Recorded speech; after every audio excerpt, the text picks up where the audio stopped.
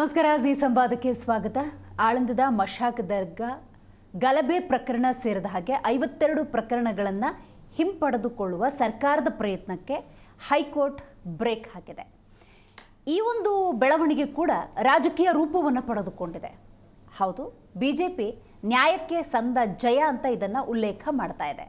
ಹಾಗಾಗಿ ಇವತ್ತಿನ ಜಿ ಸಂವಾದದಲ್ಲಿ 52 ಪ್ರಕರಣಗಳನ್ನು ಹಿಂಪಡೆದುಕೊಳ್ಳುವ ಸರ್ಕಾರದ ನಿರ್ಧಾರ, ಹೈಕೋರ್ಟ್ ಅದಕ್ಕೆ ತಡೆಯನ್ನು ನೀಡಿರುವುದು ಮತ್ತು ಕಾನೂನು ಪ್ರಕ್ರಿಯೆಗಳ ಮೂಲಕವೇ ಆರೋಪಿಗಳು ಮೊಕದ್ದಮೆಯಿಂದ ಹೊರಗೆ ಬರೋದಕ್ಕೆ ಸಾಧ್ಯವೇ ಹೊರತು ಈ ಸರ್ಕಾರದ ಮಧ್ಯಸ್ಥಿಕೆ ಬಗ್ಗೆ ಅಸಮಾಧಾನ ವಹಿಸಿರುವುದರಿಂದಾಗಿ ರಾಜಕೀಯವಾಗಿ ಇದು ಯಾವ ರೀತಿಯ ಪರಿಣಾಮವನ್ನು ಬೀರಬಹುದು, ಇದೆಲ್ಲದರ ಬಗ್ಗೆ ಡೀಟೇಲ್ ಆಗಿ ಚರ್ಚೆ ಮಾಡ್ತಾ ಹೋಗೋಣ. ನಾನು ದಿವ್ಯಶ್ರೀ.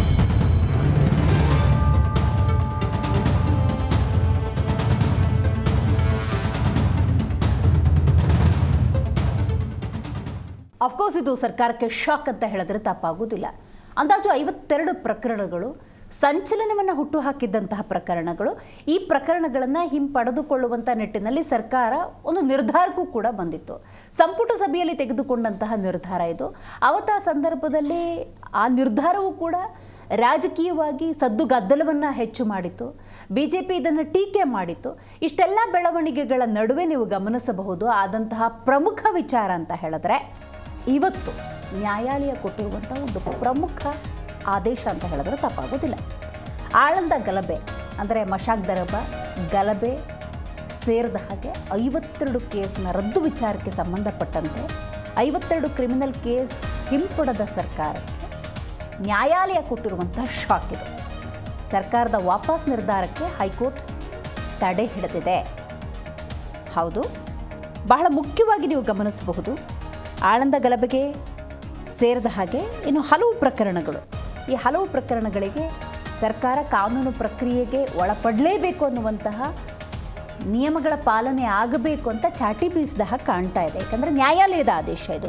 ಗಿರೀಶ್ ಭಾರದ್ವಾಜ್ ವರ್ಸಸ್ ಕರ್ನಾಟಕ ರಾಜ್ಯ ಪ್ರಕರಣದಲ್ಲಿ ಈ ತಡೆಯಾಜ್ಞೆಯನ್ನು ನೀಡಲಾಗಿದೆ.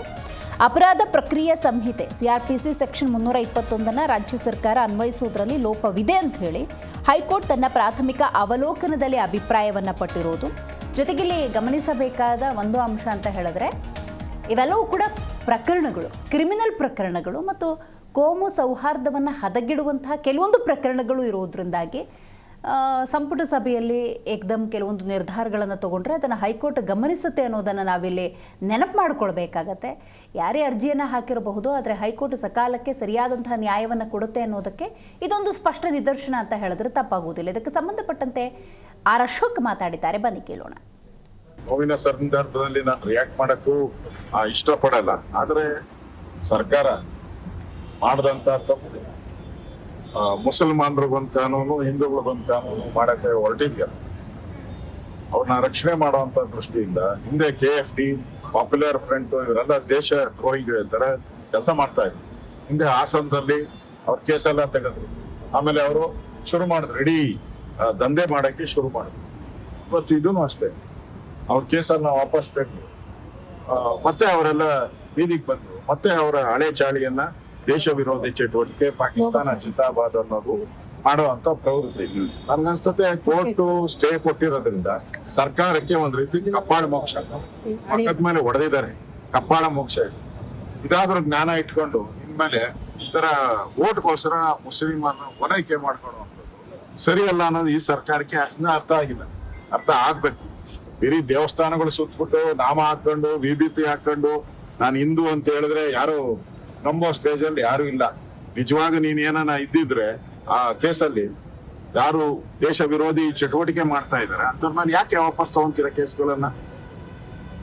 ಅದರಿಂದ ಇವತ್ತು ಏನ್ ಕೋರ್ಟ್ ಚೀಮಾರಿ ಹಾಕಿದೆ ಅದು ಒಳ್ಳೆ ಬೆಳವಣಿಗೆ. ಇನ್ನಾದ್ರೂ ಸರ್ಕಾರ ಬುದ್ಧಿ ಕಲಿತತೆ ಅಂತ ನಾನು ತಿಳ್ಕೊಳ್ತೀನಿ. ನೋವಿನ ಸಂದರ್ಭದಲ್ಲಿ ನಾನು ರಿಯಾಕ್ಟ್ ಮಾಡಕ್ಕೂ ಇಂಥ ಪ್ರಮುಖ ಬೆಳವಣಿಗೆಗಳಾದ ಸಂದರ್ಭದಲ್ಲಿ ರಾಜಕೀಯ ರೂಪವನ್ನು ಕೂಡ ಪ್ರಕರಣಗಳು ಪಡೆದುಕೊಳ್ಳುವಂಥದ್ದು. ಹಾಗಾಗಿ ಇವತ್ತಿನ ಈ ಚರ್ಚಾ ವಿಷಯ ಸರ್ಕಾರ ತೆಗೆದುಕೊಂಡಂತಹ ನಿರ್ಧಾರ ಅವರು ತಮ್ಮ ವಿವೇಚನೆಯಲ್ಲೇ ತೆಗೆದುಕೊಂಡಿರಬಹುದು. ಅರ್ಜಿದಾರರು ಹಾಕಿರುವಂಥ ಅರ್ಜಿಯನ್ನು ನ್ಯಾಯಾಲಯ ಪರಿಗಣಿಸಿದೆ. ಸರ್ಕಾರದ ನಿರ್ಧಾರಕ್ಕೆ ಇಲ್ಲಿ ತಡೆ ಬಂದಿರುವಂಥದ್ದು. ಹಾಗಾದರೆ ಸರ್ಕಾರದ ಮುಂದಿನ ನಡೆ ಏನಾಗಿರುತ್ತೆ ಅನ್ನೋದು ಬಹಳ ಮುಖ್ಯ. ಪ್ರತಿಪಕ್ಷವಾಗಿ ಈ ಪ್ರಕರಣವನ್ನು ಬೆಳೆಸದೆ ಸರಿಯಾದಂತಹ ನಿರ್ಧಾರವನ್ನು ಸಕಾಲಕ್ಕೆ ಸರ್ಕಾರ ತೆಗೆದುಕೊಳ್ಬೇಕು ಅನ್ನುವಂಥ ಸ್ಪಷ್ಟ ಸಂದೇಶ ರವಾನೆ ಆಗಬೇಕು. ಇದರಲ್ಲೂ ಕೂಡ ರಾಜಕೀಯ ಮಾಡೋದಕ್ಕೆ ಹೋಗಬಾರ್ದು. ಯಾಕಂತ ಹೇಳಿದ್ರೆ ರಾಜಕೀಯ ಮಾಡಿದ ಸಂದರ್ಭದಲ್ಲಿ ನೋಡಿ ನ್ಯಾಯಾಲಯ ಮಧ್ಯ ಪ್ರವೇಶ ಮಾಡಿ ಯಾವ ರೀತಿ ತೀರ್ಪನ್ನು ಕೊಟ್ಟಿದೆ ಅನ್ನೋದನ್ನು ನೀವು ಇಲ್ಲಿ ಗಮನಿಸಬೇಕು. ಯಾಕಂದರೆ ಪ್ರಮುಖವಾದಂಥ ಆದೇಶ ಇದು. ಹಾಗಾಗಿ ಯಾರೇ ಆರೋಪಿಗಳಿದ್ರೆ ಅವ್ರು ನಿಜಕ್ಕೂ ಕೂಡ ಅಪರಾಧಿಗಳಾಗಿದ್ದರೆ ಅಪರಾಧಿಗಳಾಗಿ ಜೈಲಿಗೆ ಹೋಗಬೇಕಾಗತ್ತೆ. ಆರೋಪಿಗಳು ತಪ್ಪಿತಸ್ಥರಲ್ಲದೆ ಹೋದರೆ ಈ ಕಾನೂನಿನ ಕಟ್ಟಲೆಗಳು ಪ್ರಕ್ರಿಯೆಗಳೇನಿರುತ್ತೆ ಅದಕ್ಕೆ ಒಳಪಡಿದ ನಂತರದ ಸಂದರ್ಭದಲ್ಲಿ ಹೊರಗೆ ಬರಬೇಕಾಗತ್ತೆ. ಏಕದಮ್ ನೀವು ಸಂಪುಟದಲ್ಲಿ ನಿರ್ಧಾರ ತಗೊಂಡ ತಕ್ಷಣ it is not like that. ಏನೋ ಈ ಸರ್ಕಾರ ಇದೆ, ನಮ್ಮ ಕೇಸೆಲ್ಲ ಖುಲಾಸೆ ಆಗುತ್ತೆ, ಮತ್ತೊಂದು ಸತಿ ಬಂದಾಗ ಈ ಸಲ ನಮ್ಮ ಸರ್ಕಾರ ಇದೆ, ನಮ್ಮ ಕೇಸೆಲ್ಲ ಖುಲಾಸೆ ಆಗುತ್ತೆ. ಈ ಥರದ ಮನೋಭಾವನೆಗಳು ಸೃಷ್ಟಿ ಆಗಬಾರ್ದು ಅನ್ನುವಂಥ ಸದುದ್ದೇಶದಿಂದ ನ್ಯಾಯಾಲಯ ಈ ಒಂದು ಆದೇಶವನ್ನು ಇತ್ತಿದೆ ಅಂತ ನಾವು ಭಾವಿಸಬೇಕಾಗತ್ತೆ. ರೈಟ್, ಈ ಬಗ್ಗೆ ಮಾತಾಡಲಿಕ್ಕೆ ಮೊದಲನೇದಾಗಿ ನಮ್ಮ ಕಾರ್ಯಕ್ರಮದಲ್ಲಿ ಕಾಂಗ್ರೆಸ್ ವಕ್ತಾರರಾಗಿರುವಂಥ ಬಾಲಕೃಷ್ಣ ಯಾದವ್ ಅವರು ಇದ್ದಾರೆ. ನಮಸ್ಕಾರ. ಬಿಜೆಪಿ ವಕ್ತಾರರು ರತನ್ ಪೂಜಾರಿ ಅವರಿದ್ದಾರೆ. ನಮಸ್ಕಾರ. ಬಾಲಕೃಷ್ಣ ಅವರೇ, 52 ಪ್ರಕರಣ, ಸೂಕ್ಷ್ಮ ಹಾಗೂ ಗಂಭೀರ ಪ್ರಕರಣಗಳು. ಅವತ್ತು ನೀವು ನಿರ್ಧಾರ ತಗೊಂಬಿಟ್ರಿ, ಒಟ್ಟು 52 ಪ್ರಕರಣಗಳನ್ನು ಹಿಂಪಡೆಯುವಂತಹ ನಿರ್ಧಾರ. ಆದರೆ ಇವತ್ತು ಕೋರ್ಟ್ ಅದಕ್ಕೆ ತಡೆ ಹಿಡಿದಿದೆ. ಏನು ಹೇಳಕ್ಕೆ ಬಯಸ್ತೀರಿ ಈ ಸಂದರ್ಭದಲ್ಲಿ? ನಿಮ್ಮ ನಿರ್ಧಾರ ಸರಿ ಇಲ್ಲ. ಅಶೋಕ್ ಅವ್ರು ಮಾತಾಡಿದ್ರು, ನೀವು ಗಮನಿಸಿದ್ರಿ, ಕಪಾಳ ಮೋಕ್ಷ ಅಂತ. ನೀವೇನು ಹೇಳಕ್ಕೆ ಬಯಸ್ತೀರಿ? ನೋಡಿ, ಇವತ್ತು ಏನು ಕರ್ನಾಟಕದ ಗೌರವಾನ್ವಿತ ಹೈಕೋರ್ಟ್ ನ್ಯಾಯಾಲಯ ಈ ಹಿಂದೆ ಏನು ಸಿದ್ದರಾಮಯ್ಯನವರು ಮುಖ್ಯಮಂತ್ರಿಗಳಿದ್ದಂಥ ಸಂದರ್ಭದಲ್ಲಿ 56 ಕೇಸುಗಳನ್ನು ಸಂಪುಟ ಸಭೆಯಲ್ಲಿ ಮಂಡಿಸಿ ತದನಂತರ ಸರ್ಕಾರದ ಒಂದು ತೀರ್ಮಾನವನ್ನು ನ್ಯಾಯಾಲಯದಲ್ಲಿ ಮಂಡಿಸಿ ನ್ಯಾಯಾಲಯದ ಅನುಮತಿಯನ್ನು ಪಡೆದು ತದನಂತರ ಆ ಒಂದು ಪ್ರಕ್ರಿಯೆಗೆ ಚಾಲನೆ ಕೊಟ್ಟು ಅಂತಿಮವಾಗಿ ಕೇಸನ್ನು ವಿತ್ಡ್ರಾ ಮಾಡಲಾಗಿತ್ತು. ಕರೆಕ್ಟ್. ಅದು ಕಾನೂನಿನ ಪ್ರಕ್ರಿಯೆಗಳನ್ನು ಪೂರೈಸಿ. ಒಂದು ಏನು ಅಂತ ಹೇಳಿದ್ರೆ, ಈ ರೀತಿಯ ಪ್ರಕರಣಗಳೇನಿದೆಯಲ್ಲ, ಇದು ಖಂಡಿತವಾಗೂ ಇವತ್ತೇನು ಹೈಕೋರ್ಟ್ನ ಒಂದು ತೀರ್ಪು ಕೊಟ್ಟಿದೆ, ತೀರ್ಪಲ್ಲ ಸಾರಿ, ಆದೇಶ, ಮಧ್ಯಂತರ ಆದೇಶ ಇದು ಅಂತ ಹೇಳ್ತೀವಿ ನಾವು. ಅಂದರೆ ತಡೆ, ಯಾವುದೇ ಒಂದು ಆದೇಶದ ವಿರುದ್ಧವಾಗ ಇಮ್ಮಿಡಿಯೇಟ್ಲಿ, ಯಾಕಂತ ಹೇಳಿದ್ರೆ ಬೇರೆಯವರು ಬಂದು ತಕರಾರನ್ನು ಸಲ್ಲಿಸುವವರೆಗೆ ಈ ಒಂದು ಆದೇಶಕ್ಕೆ ತಡೆಯಾಜ್ಞೆಯನ್ನು ನೀಡ್ತಕ್ಕಂಥದ್ದನ್ನ ತಡೆಯಾಜ್ಞೆ ಅಂತ ಹೇಳ್ತೀವಿ. ಈ ಒಂದು ಪ್ರಕರಣಕ್ಕೆ ಹೈಕೋರ್ಟು ತಾತ್ಕಾಲಿಕವಾಗಿ ತಡೆಯಾಜ್ಞೆಯನ್ನು ನೀಡಿದೆ. ಇಲ್ಲಿ ನಾವು ಇದನ್ನು ಕೇವಲ ನಮ್ಮ ಸರ್ಕಾರ ಅಂತಲ್ಲ, ಇವತ್ತು ಯಾವುದೇ ಸರ್ಕಾರ ಇರಲಿ, ಕಾಂಗ್ರೆಸ್ ಸರ್ಕಾರ ಇರಲಿ, BJP ಇರಲಿ ಅಥವಾ ಜನತಾದಳ ಸರ್ಕಾರ ಇರಲಿ, ಇಡೀ ದೇಶದಲ್ಲಿ ಇರ್ತಕ್ಕಂಥ ಯಾವುದೇ ರಾಜ್ಯ ಸರ್ಕಾರಗಳಾಗಲಿ, ಕ್ರಿಮಿನಲ್ ಪ್ರೊಸೀಜರ್ ಕೋಡ್ ಈ ಹಿಂದೆ ಏನಿತ್ತಲ್ಲ 321, ಕ್ರಿಮಿನಲ್ ಪ್ರೊಸೀಜರ್ ಕೋಡ್ 321, ಈಗ BNSS ಏನು 2023 ನಂತರ BNSS ಕಾಯ್ದೆ ಜಾರಿಗೆ ಬಂತು. ಅದರಲ್ಲಿ 360 ಸೆಕ್ಷನ್ನು. ಅದರ ಅಡಿಯಲ್ಲಿ ಏನು ಹೇಳ್ತದೆ ಅಂತ ಹೇಳಿದ್ರೆ, ಅದನ್ನು ಕೂಡ ತಮ್ಮ ಮುಂದಿಡಲಿಕ್ಕೆ ಬಯಸ್ತೇನೆ.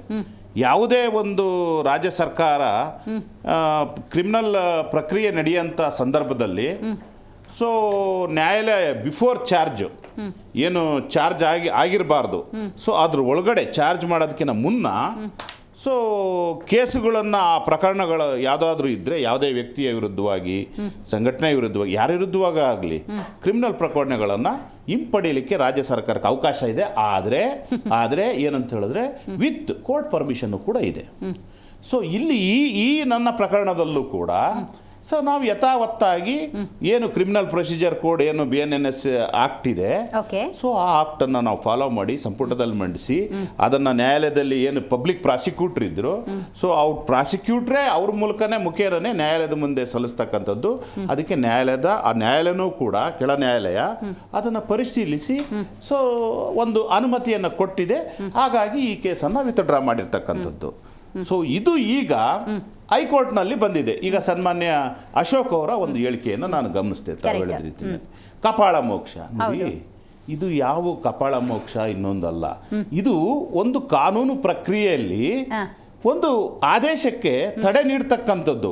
ಅಂದ್ರೆ ಈಗ ಸದ್ಯಕ್ಕೆ ಏನಾಗಬಾರ್ದಂತ ತೀರ್ಪಲ್ಲ, ಏನೋ ತೀರ್ಪು ಆಗೋಗ್ಬಿಟ್ಟಿದೆ ಅನ್ನೋ ಒಂದು ರೀತಿಯಲ್ಲಿ ಅಶೋಕ್ರವರು ಹೇಳಿದ್ರು ಅಂತ ನಾನು ಭಾವಿಸ್ತೇನೆ. ಆದ್ರೆ ಇದು ಅಂತಿಮ ತೀರ್ಪಲ್ಲ, ಇದು ಇನ್ನು ಮಧ್ಯಂತರ ಆದೇಶ. ಇದರ ನಂತರ ನಾವು ನಮ್ಮ ಸರ್ಕಾರ ಯಾವ ಕಾರಣಗಳಿಗೋಸ್ಕರ ಯಾವ ಕಾರಣಗಳಿಗೋಸ್ಕರ ನಾವು ಆ ಪ್ರಕರಣಗಳನ್ನು ಹಿಂತೆಗೆದುಕೊಂಡ್ವಿ. ಸೊ ಆ ಕಾನೂನು ಪ್ರಕ್ರಿಯೆಯನ್ನು ನಾವು ಯಾವ ರೀತಿ ಪಾಲನೆ ಮಾಡಿದ್ವಿ, ಸೊ ನ್ಯಾಯಾಲಯದಲ್ಲೂ ಕೂಡ ಮಂಡಿಸಿದ್ವಿ. ಅದಕ್ಕೆ ಪಬ್ಲಿಕ್ ಪ್ರಾಸಿಕ್ಯೂಟ್ರು ಮತ್ತು ನಮ್ಮ ಗೃಹ ಇಲಾಖೆಯಲ್ಲಿ ಇರ್ತಕ್ಕಂಥ ಏನು ಒಂದು ಸಿಸ್ಟಮ್ ಇದೆ, ಸೊ ಅಭಿಯೋಜನಾ ಇಲಾಖೆ ಇದೆ, ಆ ಅಭಿಯೋಜನೆ ಇಲಾಖೆಯ ಅಭಿಪ್ರಾಯಗಳನ್ನು ಪಡೆದು ಸೊ ನಾವು ಎಲ್ಲ ಟೆಕ್ನಿಕಲಿ ವಿತ್ ಕಾನೂನಿನ ಒಂದು ಪ್ರಕಾರವೇ ಈ ಹಿಂದೆ ಸುಪ್ರೀಂ ಕೋರ್ಟ್ ನೀಡಿದಂತಹ ನಿರ್ದೇಶನಗಳನ್ನು ಗಣನೆಗೆ ತೆಗೆದುಕೊಂಡು ನಾವು ಈ 56 ಪ್ರಕರಣಗಳನ್ನು ಕಾನೂನುಬದ್ಧವಾಗಿ ಸಂವಿಧಾನಬದ್ಧವಾಗಿ according to CRPC, according to BNSS act ಅಡಿಯಲ್ಲಿ ಈ ಹಿಂದೆ ಇದ್ದಂತಹ ಬೇರೆ ಬಿಜೆಪಿ ಸರ್ಕಾರಗಳಲ್ಲೂ ಕೂಡ ಅನೇಕ ಪ್ರಕರಣ ಉಲ್ಲೇಖವನ್ನು ಅವನ್ನು ಕೂಡ ಮಾಡಿ ಸೊ ನಾವು ಈ ಪ್ರಕರಣಗಳನ್ನು ತೆಗೆದುಕೊಂಡಿದ್ದೀವಿ. ಇದರಲ್ಲಿ ಯಾವುದೇ ನಮಗೆ ದುರುದ್ದೇಶ ಇಲ್ಲ. ಸೊ ಇನ್ನು ಅಂದ್ರೆ ನ್ಯಾಯಾಲಯಕ್ಕೆ ವಸ್ತುಸ್ಥಿತಿಯನ್ನ ಮನವರಿಕೆ ಮಾಡಿಕೊಳ್ಳೋ ಪ್ರಯತ್ನ ಮಾಡ್ತೀರಿ. ಖಂಡಿತವಾಗೂ ನಾವು ಸಮಗ್ರವಾಗಿ ನ್ಯಾಯಾಲಯದ ಮುಂದೆ, ಯಾಕಂದ್ರೆ ನ್ಯಾಯಾಲಯಕ್ಕೆ ನಾವು ಯಾವಾಗಲೂ ಅಪಾರ ಗೌರವ ಕೊಡ್ತಕ್ಕಂಥದ್ದು. ಅಲ್ಲಿ ನಾವು ವಿಭಾಗೀಯ ಪೀಠದಲ್ಲಿ ನಮ್ಮ ವಾದವನ್ನ ಸಮರ್ಥವಾಗಿ ನಮ್ಮ ವಕೀಲರ ಮುಖೇನ ನಮ್ಮ ಅಭಿಯೋಜನಾ ಇಲಾಖೆ ಮಂಡಿಸ್ತೀವಿ ಅಷ್ಟೇ. Simple, very simple. ಯಾವ ಕಪಾಳ ಮೋಕ್ಷನೂ ಆಗಿಲ್ಲ. ಜೆಡಿಎಸ್ ವಕ್ತಾರರು ನಾಗೇಂದ್ರ ಬಾಬು ನಮ್ಮ ಕಾರ್ಯಕ್ರಮದಲ್ಲಿ ಭಾಗಿಯಾಗಿದ್ದಾರೆ. ನಮಸ್ಕಾರ. ರತನ್ ಅವರೇ, ಇಷ್ಟು ತನಕ ಬಾಲಕೃಷ್ಣ ಯಾದವ್ ಅವರು ಕಾಂಗ್ರೆಸ್ ವಕ್ತಾರರು ಮಾತಾಡಿದ್ದನ್ನು ನೀವು ಗಮನಿಸಿದ್ರಿ. ಅವರ ವಾದ ಮಂಡನೆಯನ್ನು ನೀವು ವಿತಂಡವಾದ ಅಂತೀರಾ, ಜಟ್ಟಿ ಕೆಳಗೆ ಬಿದ್ದರೂ ಮೀಸೆ ಮಣ್ಣಾಗಿಲ್ಲ ಅಂತ ಹೇಳ್ತೀರಾ, ಅಥವಾ ಬಹಳ ಅಚ್ಚುಕಟ್ಟಾಗಿ ನ್ಯಾಯಾಲಯದ ಆದೇಶವನ್ನು ನಾವು ಹಿಂಗೆ ತಗೋತೀವಿ, ಪ್ರತಿಪಕ್ಷಗಳ ಸಾವಿರ ಮಾತಾಡ್ತೇವೆ, ಕಾನೂನಿಗೆ ನಾವು ತಲೆಬಾಗೋರು, ಹಾಗಾಗಿ ಈ ಸಿಚುವೇಶನ್ ಹೆಂಗಿದೆ ಹಾಗೆ ನಾವು ತೊಗೊಂಡು ಹೋಗ್ತಾ ಇದ್ದೀವಿ, ಅದನ್ನೇನು ಟೀಕೆ ಮಾಡೋ ಅಗತ್ಯ ಇಲ್ಲ ಅಂತ ಮಂಡಿಸಿದ್ದಾರೆ ಅಂತ ತಗೊಳ್ತೀರಾ? ಹೆಂಗೆ ತಗೋತೀರಿ ನೀವು? ಮೊದಲನೇದಾಗಿ ಇವತ್ತು ಆನರೇಬಲ್ ಹೈಕೋರ್ಟ್ ಏನು ಈ ಒಂದು ಕೇಸುಗಳನ್ನು ಇದ್ರ ಬಗ್ಗೆ ಏನೋ ಒಂದು ತೀರ್ಪನ್ನು ಕೊಟ್ಟಿದೆ, ಎಲ್ಲೋ ಒಂದು ಕಡೆ ಕಾಂಗ್ರೆಸ್ನ ಹಿಪೋಕ್ರೆಸಿ, ಬೂಟಾಟಿಕೆ ಏನಿದೆ, ಕಪಟ ಅಂತ ಹೇಳ್ತೀವಿ, ಅದನ್ನು ಎಲ್ಲೋ ಒಂದು ಕಡೆ ಸಮಾಜದ ಮುಂದೆ ಬಟಾಬಯಲು ಮಾಡಿದೆ ಅಂತ ಹೇಳಿ ನ್ಯಾಯಾಲಯವೇ. S, exactly. ಒಂದು. ಎರಡನೇದಾಗಿ ಕಾಂಗ್ರೆಸ್ ವಕ್ತಾರರು ಹೇಳ್ತಿದ್ದಾರೆ ಏನಂತ ಹೇಳಿದ್ರೆ, ಇದೇನು ಕಪಾಳ ಮೋಕ್ಷ ಅಲ್ಲ, ನಾವು ಅಭಿಯೋಜಕರ ಮೂಲಕ ಪುನಃ ವಾದಿಸ್ತೀವಿ ಅಂತ ಹೇಳಿದರು.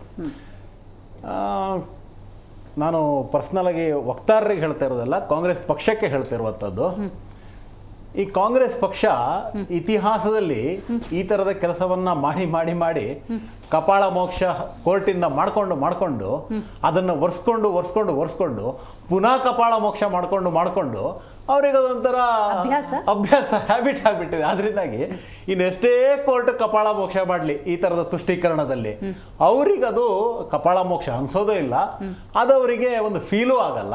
ಯಾಕಂತ ಹೇಳಿದ್ರೆ ಅದೇನೋ ಹೇಳ್ತಾರಲ್ಲ, ಪದೇ ಆಗಿದ್ದಿದ್ರೆ ಹ್ಯಾಬಿಟ್ ಆಗಿಬಿಡುತ್ತೆ ಪಕ್ಷಕ್ಕೆ.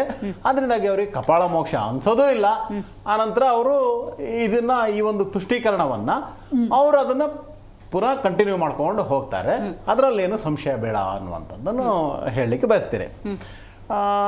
ಆನಂತರ ಈ ಕಾಂಗ್ರೆಸ್ನವರು, ನೀವು ಹಿಂದಿನ ಇತಿಹಾಸವನ್ನು ಗಮನಿಸಿದರೆ, ಇದಕ್ಕಿಂತ ಹಿಂದೆ ಕೂಡ ಸಿದ್ದರಾಮಯ್ಯವರು ಸರ್ಕಾರ ಇದ್ದಾಗ ಅವರು PFI ಆಕ್ಟಿವಿಸ್ಟ್ ಮೇಲೆ ಇದ್ದಂಥ ಸುಮಾರು 176 ಕೇಸುಗಳನ್ನು ವಾಪಸ್ ತಗೊಂಡಿದ್ರು. 1600 ಆಕ್ಟಿವಿಸ್ಟ್ಗಳ ಮೇಲೆ 176 ಕೇಸುಗಳನ್ನು ವಾಪಸ್ ತೆಗೆದುಕೊಂಡಿದ್ರು. ಹುಬ್ಬಳ್ಳಿಯ ಗಲಭೆಲೆ ಆ ಕೇಸುಗಳನ್ನು ವಾಪಸ್ ತೆಗೆದುಕೊಂಡಿದ್ರು. ಆದ್ರಿಂದಾಗಿ ಎಲ್ಲೋ ಒಂದು ಕಡೆ ಇದೆಲ್ಲ ಕೇಸ್ಗಳ ಮೇಲೂ ಯಾರಾದರೂ PILಗೆ ಹೋದ್ರೆ ಆವಾಗಲೂ ಕೂಡ ಹೈಕೋರ್ಟ್ ಇವರಿಗೆ ಕಪಾಳ ಮೋಕ್ಷ ಮಾಡುತ್ತೆ. ಆದ್ರಿಂದಾಗಿ ನಾನು ಹೇಳಿದ್ನಲ್ಲ, ಇತಿಹಾಸದಲ್ಲಿ ಈ ತರ ಕಪಾಳ ಮೋಕ್ಷ ಹೈಕೋರ್ಟು ಬೇರೆ ಕೋರ್ಟ್ಗಳಿಂದ ಇಂಥ ಒಂದು ತುಷ್ಟೀಕರಣಕ್ಕೆ ಕಪಾಳ ಮೋಕ್ಷ ಮಾಡ್ಕೊಂಡು ಅವರಿಗೆ ಅಭ್ಯಾಸ ಆಗಿದೆ. ಒಂದ್ ನಿಮಿಷ ಅದು ಈ ಒಂದು ಲೈನ್ ಫಿನಿಶ್. ಆದ್ರಿಂದಾಗಿ ಇನ್ನೂ ಕೂಡ ಫ್ಯೂಚರಲ್ಲಿ ಇದೇ ತರ ಕಾಂಗ್ರೆಸ್ ಪಕ್ಷ ಕಪಾಳ ಮೋಕ್ಷ ಮಾಡ್ಕೊಳ್ಳಿ ಅಂತ ಅವ್ರಿಗೆ ಬೆಸ್ಟ್ ಆಫ್ ಲಕ್ ಹೇಳಲಿಕ್ಕೆ ಬಯಸ್ತೀನಿ. ನೀವೇನೋ ಪ್ರಶ್ನೆ ಕೇಳಿ. 52 ಪ್ರಕರಣಗಳನ್ನ ನಾವು ಇಂತಹ ಸಕಾರಣಕ್ಕೆ ವಾಪಸ್ ತಗೊಂಡ್ವಿ ಅಂತ ನ್ಯಾಯಾಲಯಕ್ಕೆ ಕಾಂಗ್ರೆಸ್ ಸರ್ಕಾರ ಮನವರಿಕೆ ಮಾಡಿಕೊಟ್ಟು ಒಂದು ಪಕ್ಷ ಎಸ್ ಗೋ ಹೆಡ್ ಅಂತ ಹೇಳಿ ನ್ಯಾಯಾಲಯವೇ ಆದೇಶ ಕೊಟ್ರೆ ನಿಮ್ಮ ಭಾವನೆ, ನಿಮ್ಮ ರಿಪ್ಲೈ ಏನಾಗಿರುತ್ತೆ? ನೋಡಿ, ಈ ದೇಶದ ನ್ಯಾಯಾಂಗದ ಮೇಲೆ ಎಲ್ರಿಗೂ ನಂಬಿಕೆ ಇದೆ, ಇರಬೇಕು. ನಮಗೂ ಇದೆ, ಭಾರತೀಯ ಜನತಾ ಪಕ್ಷಕ್ಕೂ. ಆದ್ದರಿಂದಾಗಿ ಎಲ್ಲಿ ತಪ್ಪಾಗತ್ತೆ ಅಲ್ಲಿ ನ್ಯಾಯಾಲಯ ಸರಿಯಾದ ಒಂದು ನ್ಯಾಯವನ್ನು ನೀಡುವುದರಲ್ಲಿ ಹಿಂದೆ ಬಿದ್ದಿಲ್ಲ, ಇಂದೂ ಕೂಡ ಹಿಂದೆ ಬಿದ್ದಿಲ್ಲ, ಮುಂದೂ ಕೂಡ ಹಿಂದೆ ಬೀಳಲ್ಲ ಅನ್ನುವಂಥದ್ದು ನಮ್ಮ ಸ್ಪಷ್ಟ ನಿಲುವು. ಆಯ್ತಾ? ಆದ್ರಿಂದಾಗಿ ಅದರ ಬಗ್ಗೆ ನಾವೇನು ನ್ಯಾಯಾಲಯದ ಬಗ್ಗೆ ಸೆಕೆಂಡ್ ಇದು ಡೌಟನ್ನು ಮಾಡಬೇಕಾದಂಥ ಅವಶ್ಯಕತೆನೇ ಇಲ್ಲ. ಯಾವತ್ತೂ ಕೂಡ ಈ ಕಾಂಗ್ರೆಸ್ನವ್ರದ್ದು ಹಿಸ್ಟಾರಿಕಲಿ ನೀವು ಗಮನ ಮಾಡಿದ್ರೆ ಏನಿದೆ ಗೊತ್ತಾ ಮೇಡಮ್, ಇವರು ತುಷ್ಟೀಕರಣ ಹೇಗಿದೆ ಅಂದರೆ divide Hindus, yes, divide Hindus, unite minorities. ಅದನ್ನು ಹಿಂದೂ ಮಾಡಿದ್ರು, ಈವಾಗಲೂ ಮಾಡ್ಕೊಂಡು ಬರ್ತಾ ಇದ್ದಾರೆ, ಮುಂದೂ ಕೂಡ ಅದನ್ನೇ ಮಾಡ್ತಾರೆ ಅಂತ ಅನ್ಕೊಂತೀನಿ. ಎಲ್ಲಿ ಏನಾಗುತ್ತೆ ಅಂತ ಹೇಳಿದ್ರೆ ಬರ್ತಾ ಬರ್ತಾ ಹಿಂದೂಗಳಿಗೆ ಅರ್ಥ ಆಗ್ತಾ ಹೋಯ್ತು. ಏನಂತ ಹೇಳಿದ್ವಿ, ಇವರು ನಮ್ಮನ್ನ ಡಿವೈಡ್ ಮಾಡ್ತಾ ಇದ್ದಾರೆ, ಎಲ್ಲೋ ಒಂದ್ ಕಡೆ ಅಲ್ಪಸಂಖ್ಯಾತರನ್ನ ಎತ್ತಿ ಕಟ್ತಾ ಇದ್ದಾರೆ. ಅಲ್ಪಸಂಖ್ಯಾತರಿಗೂ ಕೂಡ ಮುಸ್ಲಿಮರಿಗೆ ಪರ್ಟಿಕ್ಯುಲರ್ಲಿ ಇವಾಗ ಅರ್ಥ ಆಗ್ತಾ ಇದೆ. ಇವರು ಪ್ರಶ್ನೆಗಳು ಬರ್ತಿದೆ ಅಲ್ಲಲ್ಲ, ನಾನು ಅದು ಹೋಗ ಕಮ್ಮಿ ಇದಾಗ್ಬಿಡುತ್ತೆ, ಆಮೇಲೆ ನೀವು ಬರ್ಕೊಂಡು ಕೇಳ್ಬಿಡಿ ಎಲ್ಲ ಆಗ್ಬಿಡುತ್ತೆ ಅಂತ ಹೇಳಿದ್ರೆ, ಮುಸ್ಲಿಮರಿಗೂ ಕೂಡ ಈಗ ಬರ್ತಾ ಬರ್ತಾ ಈ ಕಾಂಗ್ರೆಸ್ನ ಕಪಟ ಹಿಪೋಕ್ರೆಸಿ ಅರ್ಥ ಆಗ್ತಿದೆ. ಓ, ಇವ್ರು ನಮ್ಮನ್ನ ಸುಮ್ನೆ ಹಿಂದೂಗಳ ಎತ್ತಿ ಕಟ್ತಾ ಇದ್ದಾರೆ, ಎತ್ತಿ ಕಟ್ಟಿ ಆನಂತರ ಇವರೇನೆ ಕೇಸುಗಳನ್ನ ವಾಪಸ್ ತಗೊಂತಾರೆ. ವಾಪಸ್ ತೆಗೆದುಕೊಳ್ಳುವ ಮೂಲಕ ನೋಡಿ, ತಪ್ಪಿತಸ್ಥರಿಗೆ ಶಿಕ್ಷೆ ಆಗ್ಬೇಕು, ಒಳ್ಳೆಯವರಿಗೆ ಯಾವುದೇ ಕಾರಣಕ್ಕೆ ತೊಂದರೆ ಆಗ್ಬಾರ್ದು ಅಲ್ವಾ. ಅದು ಬಿಟ್ಟು ಪುನಃ ಇದು ಯಾರು ಅಪರಾಧ ಮಾಡಿದ್ದಾರೆ ಅವರ ಕೇಸ್ನ ವಾಪಸ್ ತಗೊಂಡು ಅವ್ರಿಗೆ ಪುನಃ ಪ್ರಚೋದನೆ ಕೊಡ್ತಾರೆ. ಎಲ್ಲೋ ಒಂದ್ ಕಡೆ ಹಿಂಗೇನೆ ಅವ್ರನ್ನ ವೋಟ್ ಬ್ಯಾಂಕ್ ಆಗಿ ಪರ್ಮನೆಂಟ್ ಆಗಿ ಇಟ್ಕೊಳ್ಳುವಂತ ಈ ಒಂದು ಕೆಲಸವನ್ನ ಏನ್ ಮಾಡ್ತಿದ್ದಾರೆ ಇವತ್ತು ಅಲ್ಪಸಂಖ್ಯಾತರಿಗೂ ಮುಸ್ಲಿಮರಿಗೂ ಅರ್ಥ ಆಗಿದೆ. ಅವರು ಕೂಡ ಇದನ್ನೆಲ್ಲ ಬಿಟ್ಟು ಕಾಂಗ್ರೆಸ್ನವರಿಗೆ ಸರಿಯಾದ ಪಾಠವನ್ನ ಎಲ್ಲಾ ಕಡೆ ಕಲಿಸ್ತಾ ಇದ್ದಾರೆ. ಅದಕ್ಕೆ ಇತ್ತೀಚಿನ ಉದಾಹರಣೆ ಏನಂತ ಹೇಳಿದ್ರೆ, ಒಂದು ಇದು ದಾವಣಗೆರೆ ಎಲೆಕ್ಷನ್ ಅಷ್ಟೇ ಅಲ್ಲ, ವೆಸ್ಟ್ ಬೆಂಗಾಲ್ ಟಿಎಂಸಿಗೂ ಕೂಡ ಸರಿಯಾದ ಪಾಠವನ್ನು ಅವರು ಕಲಿಸಿದ್ದಾರೆ. ಒಳ್ಳೆ ದಿನ ಬರಲಿದೆ. ರೈಟ್. JDS ವಕ್ತಾರರು ಉತ್ತರ ಕೊಡಬೇಕು. ಸರ್ಕಾರದ ಹಾರ್ಡ್ಲಿ 1-1.5 ತಿಂಗಳಿನ ಡೆವಲಪ್ಮೆಂಟ್ಸ್ ನೋಡೋದಾದರೆ ಬಿಡದಿ ಟೌನ್ಶಿಪ್ ಇರ್ಬೋದು, ರೈಟ್ ನಾವು ಆಗ್ತಿರುವಂಥ ಫುಟ್ಪಾತ್ ಇರ್ಬೋದು, ಗ್ಯಾರಂಟಿಯ ಪರಿಷ್ಕರಣೆ ಎಂಥದ್ದು ಲೈಕ್ ಸೂಪರ್ ಸ್ಪೀಡಲ್ಲಿ ಆಗ್ತಿರೋದು ನೋಡ್ಬೋದು. ಅಟ್ ದ ಸೇಮ್ ಟೈಮ್ ಈಗ 52 ಪ್ರಕರಣ ಈಗ ವಾಪಸ್ ತೊಗೊಂಡಿದ್ದು, ಅದಕ್ಕೀಗ ನ್ಯಾಯಾಲಯದಿಂದ ಬಂದಿರುವಂಥ ಆದೇಶ ಇರ್ಬೋದು. ಕಾಂಗ್ರೆಸ್ನ ಹೆಜ್ಜೆಯ ಬಗ್ಗೆ, ಕಾಂಗ್ರೆಸ್ನ ನಿರ್ಧಾರದ ಬಗ್ಗೆ ಸ್ವಲ್ಪ ಪರಾಮರ್ಶೆ ಮಾಡೋಂಗೆ ಮಾಡ್ತಾ ಇದೆಯೇನೋ ಅಂತ ಅನ್ಸುತ್ತೆ. ಇಲ್ಲ, ನೀವು ಕೇಳಿರ್ತಕ್ಕಂಥದ್ದು ಒಂದೊಂದು ವಿಚಾರ ಒಂದೊಂದು ವಿಭಿನ್ನವಾದಂಥ ಒಂದು ಇತಿಹಾಸ ಇರ್ತಕ್ಕಂಥವೇನೆ. ನೋಡಿ, ತಾವು ಇವತ್ತು ಹಾಟ್ ಕೇಕ್ ಇರ್ತಕ್ಕಂಥದ್ದು ಫುಟ್ಪಾತ್ಗಳ ವಿಷಯ. ಮೇಡಮ್ ನೋಡಿ, ಯಾವ ಕಡುಬಡವರು ಅಂತಕ್ಕಂಥದ್ದನ್ನು ಇವರೇ ಹೇಳಿದ್ದಾರೆ. ಅವ್ರಗಳಿಗೇನು ಬಡವರಿಗೆ ನಾವು ಸರ್ಕಾರ ಆಸರೆ ಆಗಿರ್ತೀವಿ ಅಂತಕ್ಕಂಥದ್ದು ಹೇಳಿದ್ದಾರೆ.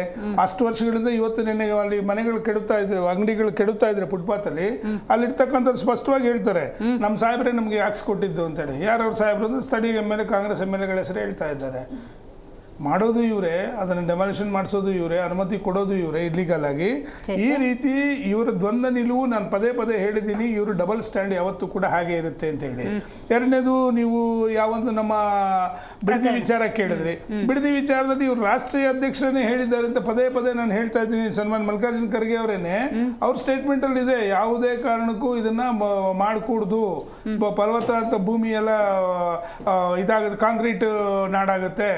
ಮತ್ತೆ ಖರ್ಗೆ ಅವ್ರ ಜೊತೆಗೆ ಸಿದ್ದರಾಮಯ್ಯ ಅವರು ಹೇಳಿದ್ರು, ಮಾನ್ಯ ಶಿವಕುಮಾರ್ ಅವರು ಕೂಡ ಹೇಳಿದ್ರು, ಎಲ್ಲರೂ ಹೇಳಿದ್ದಾರೆ. ಅವತ್ತು ನಾನು ಹೇಳ್ತಿರೋದು 2006-7 ಅವತ್ತು ವಿರೋಧ ಪಕ್ಷದಲ್ಲಿ ಇರ್ತಕ್ಕಂಥ ವಿರೋಧ ಪಕ್ಷದ ನಾಯಕರುಗಳ ಸ್ಟೇಟ್ಮೆಂಟ್ ಇದು. ಸನ್ಮಾನ್ಯ ರಾಷ್ಟ್ರೀಯ ಅಧ್ಯಕ್ಷರಾದ ಮಲ್ಲಿಕಾರ್ಜುನ್ ಖರ್ಗೆ ಅವರ ಹೇಳಿಕೆ ಇತ್ತು. ಮತ್ತೆ ಇನ್ನೊಂದು ಮೂರನೇದು ಯಾವುದೋ ತಾವು ಕೇಳಿದ್ರಿ, ಫುಟ್ಪಾತ್ ಆಯ್ತು, ಗ್ಯಾರಂಟಿ ಪರಿಷ್ಕರಣೆ. ಅವತ್ತು ಕೂಡ ಅವತ್ತಿಂದ ನಾವು ಬಡ್ಕೊಂತ ಇರ್ತಕ್ಕಂಥದ್ದು, ಬಡವರಿಗೆ ನೀವು ಸಹಾಯ ಮಾಡಿ, ಅವೈಜ್ಞಾನಿಕವಾದಂಥ ನಿಲುವುಗಳು ತಗೋಬೇಡಿ ಅಂತಕ್ಕಂಥದ್ದನ್ನ ಎಷ್ಟೋ ಸತಿ ನಾವು ಕೇಳ್ಕೊಂಡಿದ್ದೀವಿ. ಬಡವರ ವಿರುದ್ಧ ನೀವು ಸಹಾಯ ಮಾಡೋದಾದ್ರೆ ನಾವು ಬಡವರ ವಿರುದ್ಧ ಇಲ್ಲ, ಬಡವರ ಪರವಾಗಿ ನಾವು ಇದ್ದೀವಿ. ನೀವು ಮಾಡ್ತಕ್ಕಂಥ ಏನು ಯೋಜನೆಗಳಿದೆ ಅವೈಜ್ಞಾನಿಕವಾಗಿರಬಾರ್ದು, ವೈಜ್ಞಾನಿಕವಾಗಿರಬೇಕು ಅಂತ ಅವತ್ತು ನೀವೇ ಆ ಥರದಲ್ಲಿ ಹೇಳಿದ್ರಿ. ಕಾಕಾ ಪಾಟೀಲ್ ನಿನ್ಗೂ ಫ್ರೀ, ಮಾದೇವಪ್ಪ ನಿನ್ಗೂ ಫ್ರೀ, ಇನ್ನೊಬ್ರು ನೀವೇ ಹೇಳಿದ್ದು, ನಾವೇನೇ ಹೇಳಿಲ್ಲ ಇದರಲ್ಲಿ.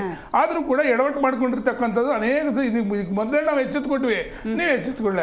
ಇವತ್ತು ನೀವು ಯಾವೊಂದು ದರ್ಗಾ ವಿಷಯದಲ್ಲಿ ಇವತ್ತು ಕರೆದಿದ್ದೀರಿ ನೋಡಿ ಮೇಡಮ್, ಇದೊಂದು ಮಿಶ್ರ ಸಂಸ್ಕೃತಿಯ ತಾಣ. ಇಲ್ಲಿ ಎರಡು ಇದೆ, ಹಿಂದೂ ಮತ್ತು ಮುಸಲ್ಮಾನರು. 14ನೇ ಶತಮಾನದಿಂದ ಕೂಡ ಅಲ್ಲಿ ಏನೊಂದು ದರ್ಗಾ ಇತ್ತು, 15ನೇ ಶತಮಾನದಲ್ಲಿ ರಾಘವ ಚೈತನ್ಯರ ಸಮಾಧಿ ಇತ್ತು, ಶಿವಲಿಂಗ ಇದೆ ಅಂತಕ್ಕಂಥದ್ದು ಕೂಡ ಕಂಟಿನ್ಯೂ ಆಗಿತ್ತು. ಆವತ್ತಿಂದ ಕೂಡ ಎರಡು ಸಮುದಾಯಗಳು ಪೂಜೆಗಳು ಮಾಡ್ಕೊಂಡ್ ಬರ್ತಾ ಇದ್ವು. ಆವತ್ತಿಂದ ಏನೂ ಆಗಿರ್ಲಿಲ್ಲ. ತನಿಖೆ ಇದು ಯಾವುದೇ ಒಂದು ಗಲಭೆಗಳು ಕೂಡ ಆಗಿರಲಿಲ್ಲ. ಆದರೆ ಅದು ಬರ್ತಾ ಬರ್ತಾ ಬರ್ತಾ ಯಾವ ಮಟ್ಟಕ್ಕೆ ಹೋಯಿತು ಅಂತಂದರೆ ಬೇರೆ ರೀತಿ ಗಲಭೆಗಳಿಗೇನೆ ಅದು ತಪ್ಪು ದಾರಿಯಲ್ಲಿ ಹಿಡ್ಕೊಳ್ಳೋ ಥರ ಆಯಿತು. 2022 ಶಿವರಾತ್ರಿ ಸಂದರ್ಭದಲ್ಲಿ ಹಿಂದೂ ಸಂಘಟನೆಗಳು ಅವತ್ತು ಶಿವಲಿಂಗ ಶುದ್ಧೀಕರಣ ಮಾಡುವಂಥ ಪೂಜೆಗೆ ಏನು ಕರೆ ನೀಡಿದ್ವು, ಆವಾಗ ಈ ಮುಸ್ಲಿಂ ಸಮುದಾಯದವರು ಉರ್ಸ್ ಕೂಡ ಇತ್ತು. ಆ ಮಧ್ಯದಲ್ಲಿ ಎರಡೂ ಇವಕ್ಕೂ ಕೂಡ ಗಲಭೆ ಆಯಿತು. ಅವತ್ತು ನಿಷೇಧಾಜ್ಞೆ ಆಯಿತು, ಪೊಲೀಸು ವಾಹನಗಳಿಗೆಲ್ಲ ಬೆಂಕಿ ಇಟ್ಟರು, 144 ಸೆಕ್ಷನ್ ಆಯಿತು, ಎಷ್ಟೋ ಜನಕ್ಕೆ ಕೂಡ ಏಟಾಯಿತು. ಮೊನ್ನೆ ಕಾಂಗ್ರೆಸ್ ವಕ್ತಾರರು ಒಂದು ಮಾತು, ಅವರು ವಕೀಲರು ಅಂತ ಕಾಣ್ತದೆ ಸ್ವಾಮಿ, ದಯಮಾಡಿ ತಾವು ವಕೀಲರು, ಅವರು ಈ ಒಂದು 2-3 ಪದಗಳು ಬಳಕೆ ಮಾಡಿದ್ದಾರೆ. ತಡೆಯಾಜ್ಞೆ ಮತ್ತು ವಾಸ್ತುಸ್ಥಿತಿ ಮನವರಿಕೆ ಅಂತ. ತಡೆಯಾಜ್ಞೆ ಯಾಕೆ ಕೊಡ್ತಾರೆ ಅಂತಕ್ಕಂಥದ್ದನ್ನು ಅವರು ಕೂಡ ತಿಳ್ಕೊಬೇಕಾಗುತ್ತೆ. ಹೈಕೋರ್ಟ್ ಅನುಮತಿ, ನಿಮ್ಗೊಂದು ಹೈಕೋರ್ಟ್ ಅನುಮತಿನ ನಾನು ಎಕ್ಸ್ಪ್ಲೇನ್ ಮಾಡ್ತೀನಿ ಮೇಡಮ್. ಕಳೆದ ವರ್ಷಗಳಿಗಿಂತ 2026 ಶಿವರಾತ್ರಿ ಸಂದರ್ಭದಲ್ಲಿ ಕರ್ನಾಟಕ ಹೈಕೋರ್ಟ್ ಕಲಬುರಗಿ ಪೀಠವು ನಿಯಮಿತ ಸಂಖ್ಯೆ 14 ಹಿಂದೂ ಜನಪ್ರತಿನಿಧಿಗಳು ದರ್ಗಾ ಆವರಣದಲ್ಲಿರುವ ರಾಘವ ಚೈತನ್ಯ ಶಿವಲಿಂಗಕ್ಕೆ ಕಟ್ಟುನಿಟ್ಟಾದ ಪೊಲೀಸ್ ಭದ್ರತೆಯಲ್ಲಿ ಪೂಜೆ ಸಲ್ಲಿಸಲು ಷರತ್ತುಬದ್ಧ ಅನುಮತಿ ನೀಡಿತ್ತು ಅಂತಕ್ಕಂಥ ಯಾರು ನಾವೆಲ್ಲ ಅನುಮತಿ ನೀಡಿರ್ತಕ್ಕಂಥ ಹೈಕೋರ್ಟು. ಸುಪ್ರೀಂ ಕೋರ್ಟು ನಿರಾಕರಣೆ. ದರ್ಗಾ ಸಮಿತಿಯವರು ಶಿವರಾತ್ರಿ ಪೂಜೆ ತಡೆಗೆ ನೀಡಬೇಕೆಂದು ಸುಪ್ರೀಂ ಕೋರ್ಟ್ಗೆ ಅರ್ಜಿ ಸಲ್ಲಿಸಿದ್ರು. ಆದರೆ ಈ ವಿಚಾರ ಈಗಾಗಲೇ ಹೈಕೋರ್ಟ್ ಮತ್ತು ವಕ್ಫ್ ಟ್ರಿಬ್ಯುನಲ್ ಬಾಕಿ ಇರೋದ್ರಿಂದ ಮಧ್ಯ ಪ್ರವೇಶದಲ್ಲಿ 2026 ಫೆಬ್ರವರಿ ಸುಪ್ರೀಂ ಕೋರ್ಟ್ ನಿರಾಕರಣೆ ಮಾಡಿದ್ರು ಕೂಡ ಯಾವ ಸಿದ್ದರಾಮಯ್ಯ 2022ರಲ್ಲಿ 7 ಏನು ಕ್ರಿಮಿನಲ್ ಕೇಸ್ಗಳಾಯ್ತು. ನೀವು ಆ ಕ್ರಿಮಿನಲ್ ಕೇಸ್ಗಳು ವಿಚಾರದಲ್ಲಿ ಹಿಂಪಡೆಯತಕ್ಕಂಥ ನಿರ್ಧಾರ ಯಾಕೆ ಮಾಡಿದ್ರಿ ಅಂತಕ್ಕಂಥ ಹೇಳಬೇಕಾಗುತ್ತೆ. ನಂಬರ್ 1. ನಂಬರ್ 2, ಈ ರೀತಿ ನೀವು ಪದೇ ಪದೇ ಕೆಲವು ಧಾರ್ಮಿಕ ಭಾವನೆಗಳಿಗೆ ಧಕ್ಕೆ ತಂದು ಆ ಒಂದು ನಮ್ಮ ಮಿತ್ರರು ಹೇಳ್ತಾ ಇದ್ರಾಗ್ಲೇನೆ ಕೆಲವು ಅವರಲ್ಲೇನೆ ಒಡಕನ್ನು ತಂದು ಡಿವೈಡ್ ಅಂಡ್ ರೂಲ್, ಯಾವ ನೀವು ವಿಭಜನೆ ಮಾಡಿ ಆಳುವತಕ್ಕಂಥ ನೀವೊಂದು ಡಬಲ್ ಸ್ಟ್ಯಾಂಡ್ ಇದೆಯಲ್ಲ, ಯಾಕೆ ಅಂತಂದ್ರೆ ಇವರಿಗೆ ಪದೇ ಒಂದು ಮಾತನ್ನು ನಾನು ವಕ್ತಾರನ ಗೌರವ ಕೇಳ್ತಾ ಇದ್ದೀನಿ. 136 ಸಂಪೂರ್ಣವಾ ಅಂತ ನಿಮ್ಗೆ ಸರ್ಕಾರ ಕೊಟ್ಟಂತ ಸಂದರ್ಭದಲ್ಲಿ ಎಷ್ಟು ಚೆನ್ನಾಗಿ ನೀವು 5 ವರ್ಷ ನಿಮ್ಗೆ ಪಕ್ಕಾ ಇದೆ ಮಾಡ್ಬೋದಿತ್ತು. ಎಡವಟ್ಟು 3 ವರ್ಷಗಳ ಕಾಲಹರಣ ಮಾಡಿದ್ರೆ ಅಧಿಕಾರಕ್ಕಾಗಿ. ಮತ್ತೆ ಈಗ ನೋಡಿ ಒಂದೇನು ಗೊತ್ತಾ ಮೇಡಮ್, ಇವರಲ್ಲಿ ಹಣ ಇಲ್ಲ ಸರ್ಕಾರದಲ್ಲಿ. ದಿನಕ್ಕೊಂದು ಇಂತಹ ವಿಚಾರಗಳನ್ನ ಹುಟ್ಟಾಕೊಂಡು ಕಾಲಹರಣ ಮಾಡ್ತಾ ಇರ್ತಕ್ಕಂಥ ಸರ್ಕಾರ ಭಾರತದಲ್ಲಿ ಯಾವ್ದಾದ್ರೆ ಕರ್ನಾಟಕ ರಾಜ್ಯದ ಕಾಂಗ್ರೆಸ್ ಸರ್ಕಾರ ಅಂತಕ್ಕಂಥದ್ದು ಸ್ಪಷ್ಟ. ಬಿಜೆಪಿ ಮತ್ತು ಜೆಡಿಎಸ್ ಅವರು ಮಾತಾಡಿದ್ದನ್ನ ನೀವು ಗಮನಿಸಿದ್ರಿ ಅಂತ ಅನ್ಸುತ್ತೆ. 52 ಪ್ರಕರಣಗಳ ಬಗ್ಗೆ ಮಾತಾಡಬೇಕಾಗಿತ್ತು, ಬಟ್ ಅದು ಹೋಗ್ತಾ ಹೆಂಗೋಯ್ತು ಅಂದ್ರೆ ಹಿಂದೂ ಮುಸ್ಲಿಂ ಅನ್ನುವಂಥ ಲೇಪ ಬಂದ್ಬಿಡ್ತು. ಏನ್ ಹೇಳ್ತೀರಿ ಇದ್ರ ಬಗ್ಗೆ? ನೋಡಿ, ಯಾವುದೇ ಕಾರಣಕ್ಕೂ ಕೂಡ ಈ ದೇಶದಲ್ಲಿ ಕಾಂಗ್ರೆಸ್ ಯಾವಾಗಲೂ ನಾವು ಹೇಳ್ಕೊ ಬಂದಿರೋದಿಷ್ಟೇ, ಒಂದು ಪ್ರಕರಣವನ್ನು ಧರ್ಮ ಆಧಾರಿತವಾಗಿ ನೋಡಬೇಡ್ರಿ, ಒಂದು ಕಾಯಿಲೆಯನ್ನು ಧರ್ಮ ಆಧಾರಿತವಾಗಿ ನೋಡಬೇಡ್ರಿ, ಒಂದು ಆದೇಶಗಳನ್ನು ಧರ್ಮ ಆಧಾರಿತವಾಗಿ ನೋಡಬೇಡಿ. ನೋಡಿ, ಇಲ್ಲಿ ನಾವು ಸಂವಿಧಾನಬದ್ಧವಾಗಿ ಕೆಲಸ ಮಾಡಬೇಕಾಗತ್ತೆ. ಸಂವಿಧಾನ ಇರ್ತಕ್ಕಂಥದ್ದು ಎಲ್ಲ ಧರ್ಮಗಳಿಗೂ ಕೂಡ ಸಂವಿಧಾನ ಇದೆ. ಸೊ ಆ ಹಿನ್ನೆಲೆಯಲ್ಲಿ ಮಾತ್ರ ನೋಡಬೇಕು ಅಂತ ನಾನು ವಿರೋಧ ಪಕ್ಷಗಳಿಗೆ ಹೇಳ್ತೀನಿ. ಎರಡನೇದಾಗಿ ಮಿತ್ರರು ಹಲವು ವಿಚಾರಗಳನ್ನು ಚರ್ಚೆ ಮಾಡಿದ್ರು. ಈ ದ್ವಂದ್ವತೆ ಬಗ್ಗೆ ಅಲ್ಲ, ನಿಜವಾಗಿ ದ್ವಂದ್ವ ಇರೋದು ಯಾರಲ್ಲಿ? ನೋಡಿ, ಆರಂಭದಲ್ಲಿ ನಾವು ಗ್ಯಾರಂಟಿ ಯೋಜನೆಗಳನ್ನು ಕೊಟ್ವಿ, ಇವ್ರಿಗೆ ಕೊಡೋಕ್ಕಾಗದೇ ಇಲ್ಲ ಅಂತಂದ್ರು. ಆಮೇಲೆ ಕೊಟ್ಟ ನಂತರ ಇಲ್ಲಪ್ಪ ನಾವು ಬಡವರಿಗೆ ವಿರೋಧ ಮಾಡಲ್ಲ, ಆದರೆ ಇದ್ರ ಅನುಷ್ಠಾನ ಮಾತ್ರ ಅಂಥೇಳಿ ಅಂದರು. ಅಂದರೆ ಇವ್ರಿಗೊಂದು ನೆಪ ಅಷ್ಟೇ ಇದೆಲ್ಲ. ಆದರೂ ಕೂಡ ನಾವು ಜಾರಿ ಮಾಡ್ಕೊಂಡು ಬಂದ್ವಿ. ಇವತ್ತು JDSನವರು ಕೂಡ ಅನೇಕ ದ್ವಂದ್ವತೆ ಇದೆ. ಒಂದು ಕಡೆ ನಾವು ತತ್ವದಲ್ಲಿ ಸೆಕ್ಯುಲರ್ ಅಂತಾರೆ, ಇನ್ನೊಂದು ಕಡೆ BJP ಅವ್ರ ಜೊತೆಗೆ ಹೋಗಿ ಸರ್ಕಾರ ರಚನೆ ಮಾಡ್ತಾರೆ, ಒಂದು ಸಾರಿ ನಮ್ಮ ಜೊತೆಗೆ ಬಂದು ಸರ್ಕಾರನ ರಚನೆ ಮಾಡ್ತಾರೆ. ಸೊ ಅವರಲ್ಲೂ ಕೂಡ ದ್ವಂದ್ವ ಇದೆ. ನೋಡಿ, ರಾಜಕಾರಣದಲ್ಲಿ ನಾವು ಬರೀ ಚರ್ಚೆಗೆ ಅಷ್ಟೇ ಅಲ್ಲ, ಇವತ್ತು ಅದನ್ನ ನಾವು ಕೆಲವು ವಿಚಾರಗಳಲ್ಲಿ ನಮ್ಮಲ್ಲಿ ದ್ವಂದ್ವ ಇಲ್ಲ, ಅವರಲ್ಲಿ ಮಾತ್ರ ದ್ವಂದ್ವ ಇದೆ. ನಮ್ಮಲ್ಲಿ ಸ್ಪಷ್ಟತೆ ಇದೆ. ಯಾಕಂತ ಹೇಳಿದ್ರೆ ನಾವು ಬದ್ಧತೆಯಿಂದ ನಮ್ಮ ಪಕ್ಷದ ಸಿದ್ಧಾಂತಗಳು ಏನಿದೆ, ಸೊ ಅವನ್ನ ನಾವು ಎಕ್ಸಿಕ್ಯೂಟ್ ಮಾಡಲಿಕ್ಕೆ ನಾವು ನೋಡ್ತೀವಿ. ಸೊ ಗೌರ್ಮೆಂಟ್ ಮೂಲಕ ಆಗಿರ್ಬೋದು, ಇಲ್ಲ ಹೋರಾಟಗಳ ಮೂಲಕ ಮಾಡಿ ಸರ್ಕಾರಗಳು ಬೇರೆ ಇದ್ದಂಥ ಸಂದರ್ಭದಲ್ಲಿ ಒತ್ತಡ ಹಾಕೋದ್ರ ಮೂಲಕವಾಗಿ ಕೂಡ ನಾವು ಮಾಡ್ತೀವಿ. ಇವತ್ತು BJP ಮಿತ್ರರು ಕೂಡ ಈ ಒಂದು ಪ್ರಕರಣಗಳ ಬಗ್ಗೆ ಟೀಕೆಯನ್ನು ಮಾಡಿದ್ರು. ಅಲ್ಲ ಸ್ವಾಮಿ, ಉತ್ತರ ಪ್ರದೇಶದಲ್ಲಿರೋದು BJP ಸರ್ಕಾರ. BJP ಸರ್ಕಾರ ಅಲ್ಲಿ ಸುಮಾರು 200-300 ಪ್ರಕರಣಗಳನ್ನು ವಿತ್ಡ್ರಾ ಮಾಡ್ತು. ಹೇಗೆ ಮಾಡ್ತು ಮೇಡಮ್? ಇದರಲ್ಲಿ ನಾನು ಅದನ್ನ ಕಾನೂನು ಅವಕಾಶ ಇಲ್ಲ ಅಂತ ಹೇಳ್ತಾ ಇಲ್ಲ, ಅಲ್ಲಿನೂ ಕೂಡ ಕಾನೂನಿನ ಅವಕಾಶ ಇದೆ. ಅದರಲ್ಲಿ ಏನು ಮಾಡಿದ್ರು? ಅಲ್ಲ, ಬೇಡ ಹಂಗಂತಲ್ಲ ಮೇಡಮ್, ಹಾಗಂತಲ್ಲ ಆ ಅರ್ಥದಲ್ಲೆಲ್ಲ. ಮತ್ತು ಹಾಗಾದರೆ ಬಿ ಜೆ ಪಿಯವರು ಅದಕ್ಕೇನು ಉತ್ತರ ಕೊಡ್ತಾರೆ?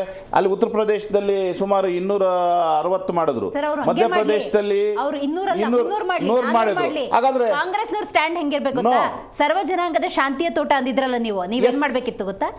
ಇವೆಲ್ಲವೂ ಕ್ರಿಮಿನಲ್ ಕೇಸ್ಗಳು. ವಿಶೇಷವಾಗಿ ಆಳಂದ ಪ್ರಕರಣಕ್ಕೆ ಬಂದರೆ at a time 13 case lock ಆಗಿತ್ತಲ್ಲಿ. ಹಂಗಿದ್ದಾಗ ಇವೆಲ್ಲವೂ ಕೂಡ ಕಾನೂನು ಪ್ರಕಾರವೇ ಆಗಬೇಕು. ನಾವು ಯಾರನ್ನು ಕೂಡ ಓಲೈಸೋದಿಲ್ಲ ಅನ್ನೋ ಸಂದೇಶ ಕೊಡ್ಬೋದಾಗಿತ್ತು ನೀವು. ಅವ್ರು ಸಾವಿರ ಮಾಡಲಿ, ಅವ್ರಿಗೆ ಪಾಠ ಕಲಿಸಿದ್ದಾರೆ ಕರ್ನಾಟಕದಲ್ಲಿ.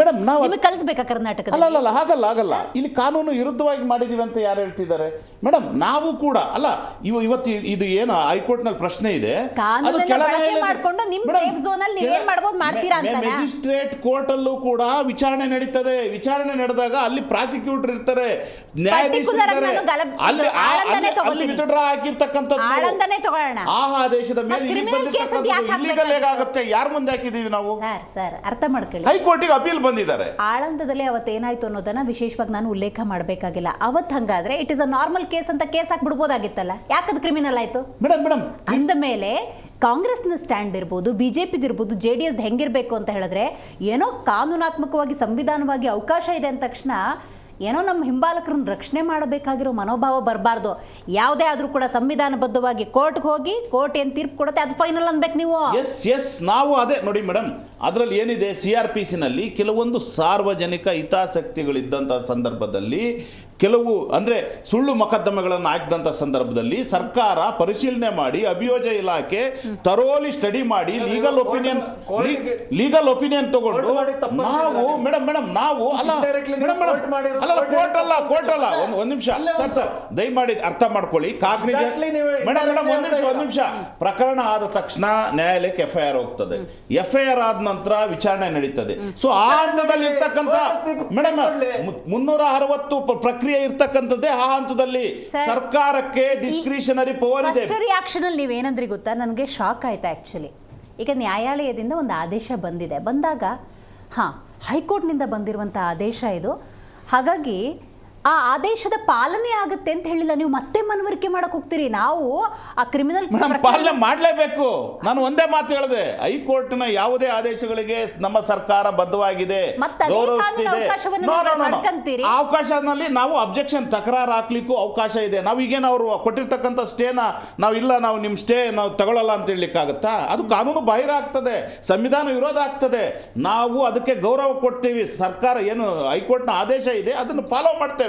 ಆದ್ರೆ ಅದರ ಜೊತೆಯಲ್ಲಿ ಮತ್ತೆ ಕಾನೂನಿನ ಏನು ಪ್ರಕ್ರಿಯೆ ಇದೆ, ಸೊ ಅಬ್ಜೆಕ್ಷನ್ ತಕರಾರು ಆಗ್ತಕ್ಕಂಥದ್ದು ಕೂಡ ಅದು ನಮ್ಮ ಸಂವಿಧಾನಬದ್ಧವಾದಂತಹ ಹಕ್ಕು. ಆ ಹಕ್ಕಿನಲ್ಲಿ ನಾವು ತಕರಾರನ್ನು ಸಲ್ಲಿಸಿ ಈ ಪ್ರಕರಣಗಳು ಯಾವ ರೀತಿಯಾಗಿ ಸಾರ್ವಜನಿಕ ಹಿತಾಸಕ್ತಿ ಇವೆ, ಇದರಲ್ಲಿ ಏನು 360 ಕೆಳಗಡೆ ಏನು BNSS ಆಕ್ಟ್ ಕಾಯ್ದೆ ಇದೆ, ಆ ಕಾಯ್ದೆಯ ನಿಯಮಗಳನ್ನು ನಾವು ಯಾವ ರೀತಿ ನಾವು ಏನೋ ಚಾಚು ತಪ್ಪದೆ ಪಾಲಿಸಿದ್ದೇವೆ, ಅದನ್ನು ಕೂಡ ನಾವೇನು ಸರ್ಕಾರದ ಮುಂದೆ ಬರೀ ಕೇವಲ ಕ್ಯಾಬಿನೆಟ್ ಮುಂದೆ ಪಾಸ್ ಮಾಡಿರೋದು ಒಂದೇ ಅಲ್ಲ, ಇವತ್ತು ನ್ಯಾಯಾಲಯದ ಮುಂದೆ ಕೂಡ ಸಬ್ಮಿಟ್ ಮಾಡಿದ್ದೇವೆ.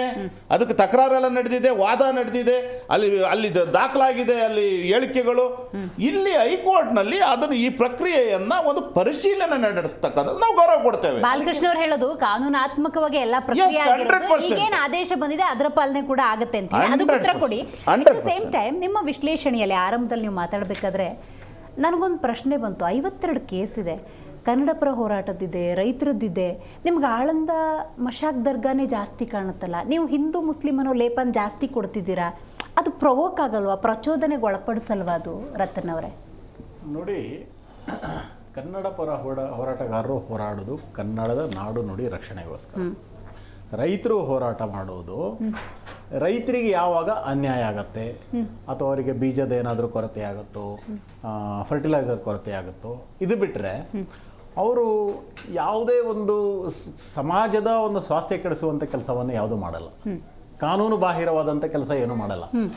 ಎಲ್ಲೋ ಇವಾಗಿನ ಪರಿಸ್ಥಿತಿಯಲ್ಲಂತೂ ಅವ್ರೇನು ಮಾಡ್ತಾರೆ, ಮ್ಯಾಕ್ಸಿಮಮ್ ಇದು ಫ್ರೀಡಮ್ ಪಾರ್ಕಲ್ಲಿ ಕೂತ್ಕೊಂತಾರೆ, ಹೋರಾಟ ಮಾಡ್ತಾರೆ. ನಾವು ಎಲ್ಲ ಹೋರಾಟದಲ್ಲಿ ಭಾಗಿಯಾದವ್ರೆ, ಬೇರೆ ಬೇರೆ ಹೋರಾಟದಲ್ಲಿ ಏನು ಮಾಡ್ತಾರೆ, ಕರ್ಕೊಂಡು ಹೋಗ್ತಾರೆ, ಒಂದಿಷ್ಟು ಸೆಕ್ಷನೆಲ್ಲ ಹಾಕ್ತಾರೆ, ಅದನ್ನು ತೆಗೆಯಲಾಗತ್ತೆ ಆಯಾಯ ಇದರಲ್ಲಿ, ಆಯಿತಾ.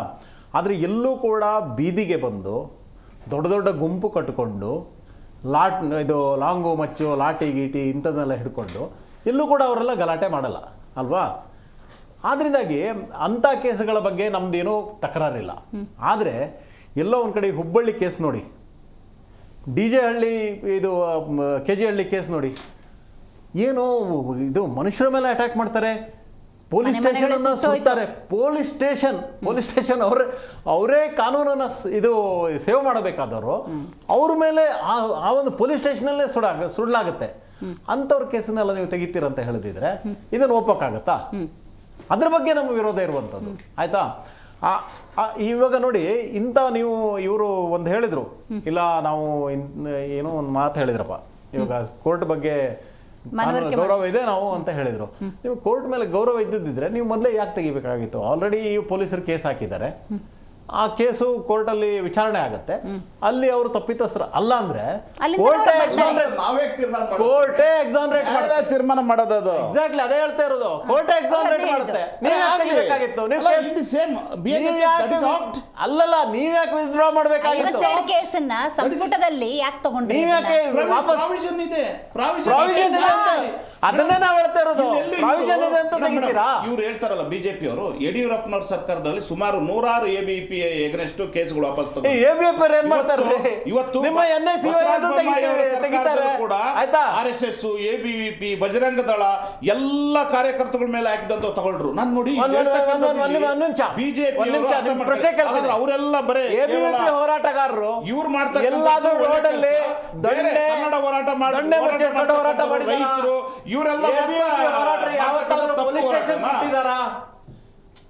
ಅದಕ್ಕೂ ಇದಕ್ಕೂ ನೀವು ಪ್ಯಾರಲಲ್ ಮಾಡ್ಲಿಕ್ಕೆ ಸಾಧ್ಯನೇ ಇಲ್ಲ. ಯಾಕಂತ ಹೇಳಿದ್ರೆ ABVP ಹೋರಾಟ ಇರ್ಬೋದು, ಕನ್ನಡ ಪರ ಹೋರಾಟ ಇರ್ಬೋದು, ಅನಂತರ ಬಜರಂಗ ದಳ ಅವೆಲ್ಲ ಕಾನೂನು ಪ್ರಕಾರನೇ ಹೋರಾಟ ಇರ್ಬೋದು. ಬೇಡ ಇವ್ರದ್ದೇ NSUI ಸೇರಿಸಿ. ಅಲ್ಲ, ನನ್ಗೆ ಕಾಂಟೆಕ್ಸ್ಟ್ ನಿಮ್ಮಿಬ್ಬರಿಗೂ ಅರ್ಥ ಆಯ್ತಾ ಇಲ್ವಾ ಗೊತ್ತಾಗ್ತಿಲ್ಲ. ಅಲ್ಲಲ್ಲ, ಯಾಕೆ ಅಂದ್ರೆ ನಾನು ಕೇಳಿದ್ದೇನು ಅಂದ್ರೆ, ಅವೆಲ್ಲ ಕ್ರಿಮಿನಲ್ ಘಟನೆ ಆದಾಗ ಒಬ್ಬ ಪೊಲೀಸ್ನವ್ರು ಹೋಗ್ಬಿಟ್ಟು ಅಯ್ಯೋ ಹಿಂಗಾಗಿದೆಯಾ, ಅಲ್ಲಿ ಪೊಲೀಸ್ ಸ್ಟೇಷನ್ ಸುಟ್ರ, ಅಯ್ಯೋ ಶಿವಲಿಂಗದ ಮೇಲೆ ಮೂತ್ರ ವಿಸರ್ಜನೆ ಮಾಡಿದ್ರ, ಭಾವನೆಗೆ ಧಕ್ಕೆ ಆಯ್ತಾ ಅಂದಾಗ 13 ಕ್ರಿಮಿನಲ್ ಕೇಸ್ ಅಂತ ಹಾಕಿರುತ್ತೆ. ನೀವು ಯಾರ್ರೀ ಅದನ್ನ ತಗೊಳಕ್ಕೆ? ಪ್ರಾವಿಷನ್ ಇದೆ ಅಂದ ತಕ್ಷಣ ಹೂ ಆರ್ ಯು ಪೀಪಲ್? ನಿಮ್ಗೆ ಅವಕಾಶ ಇದೆ ಅಂದ ತಕ್ಷಣ ವಾಪಸ್ 360 ಸಿವಿಲ್ ಕೇಸ್ ಹೇಳಿಲ್ಲ. 360 ಏನು CRPC 321 BNSS ಏನು 360 ಇದೆ, ಅದು ಕೇಸ್ಗೆಲ್ಲ, ಅದು ಅಪ್ಲೈ ಆಗ್ತಕ್ಕಂಥದ್ದು ಕ್ರಿಮಿನಲ್ ಕೇಸ್ಗೆ. ಅದಕ್ಕೆ ಮತ್ತೆ ಕ್ರಿಮಿನಲ್ ಕೇಸ್ ನಲ್ಲಿ ಈ ಪ್ರಾವಿಷನ್ ಇದೆ. ಅದು ಕಾನೂನು.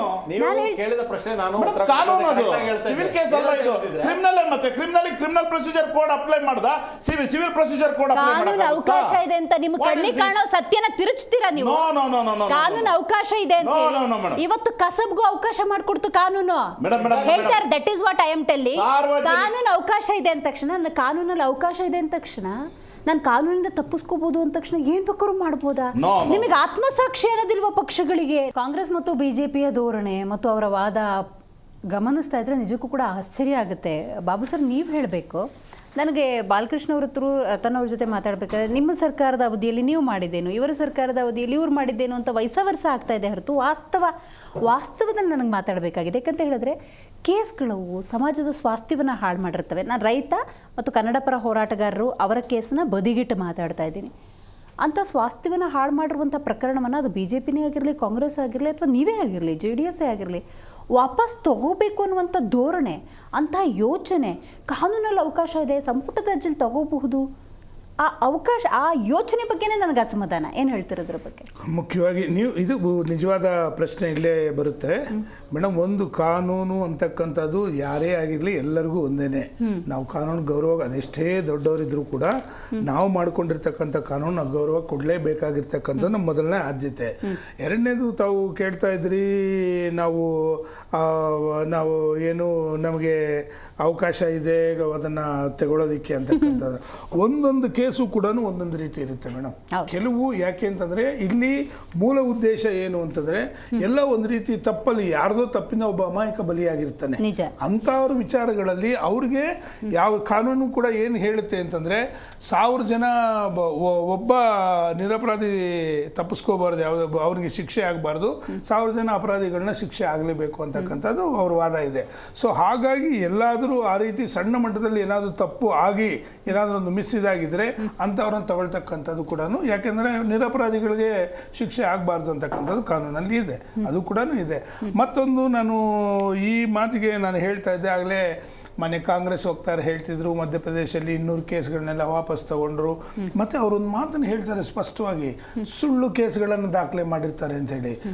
ಇವ್ಯಾಕೆ ಸುಳ್ಳು ಕೇಸ್ಗಳಾಗಿರ್ಬಾರ್ದು? ಹಾಗಾದ್ರೆ ನ್ಯಾಯಾಲಯ ಇನ್ನೇನಕ್ಕಿದೆ? ನ್ಯಾಯ ಕೊಡೋದಕ್ಕೇನೆ ಸಂಬಂಧಪಟ್ಟಂತ ಆಧಾರಗಳನ್ನು ನಿಮಗಿನ್ನೂ ನ್ಯಾಯಾಲಯದ ಬಗ್ಗೆ ಚೆನ್ನಾಗಿ ಅರಿವಿದೆ.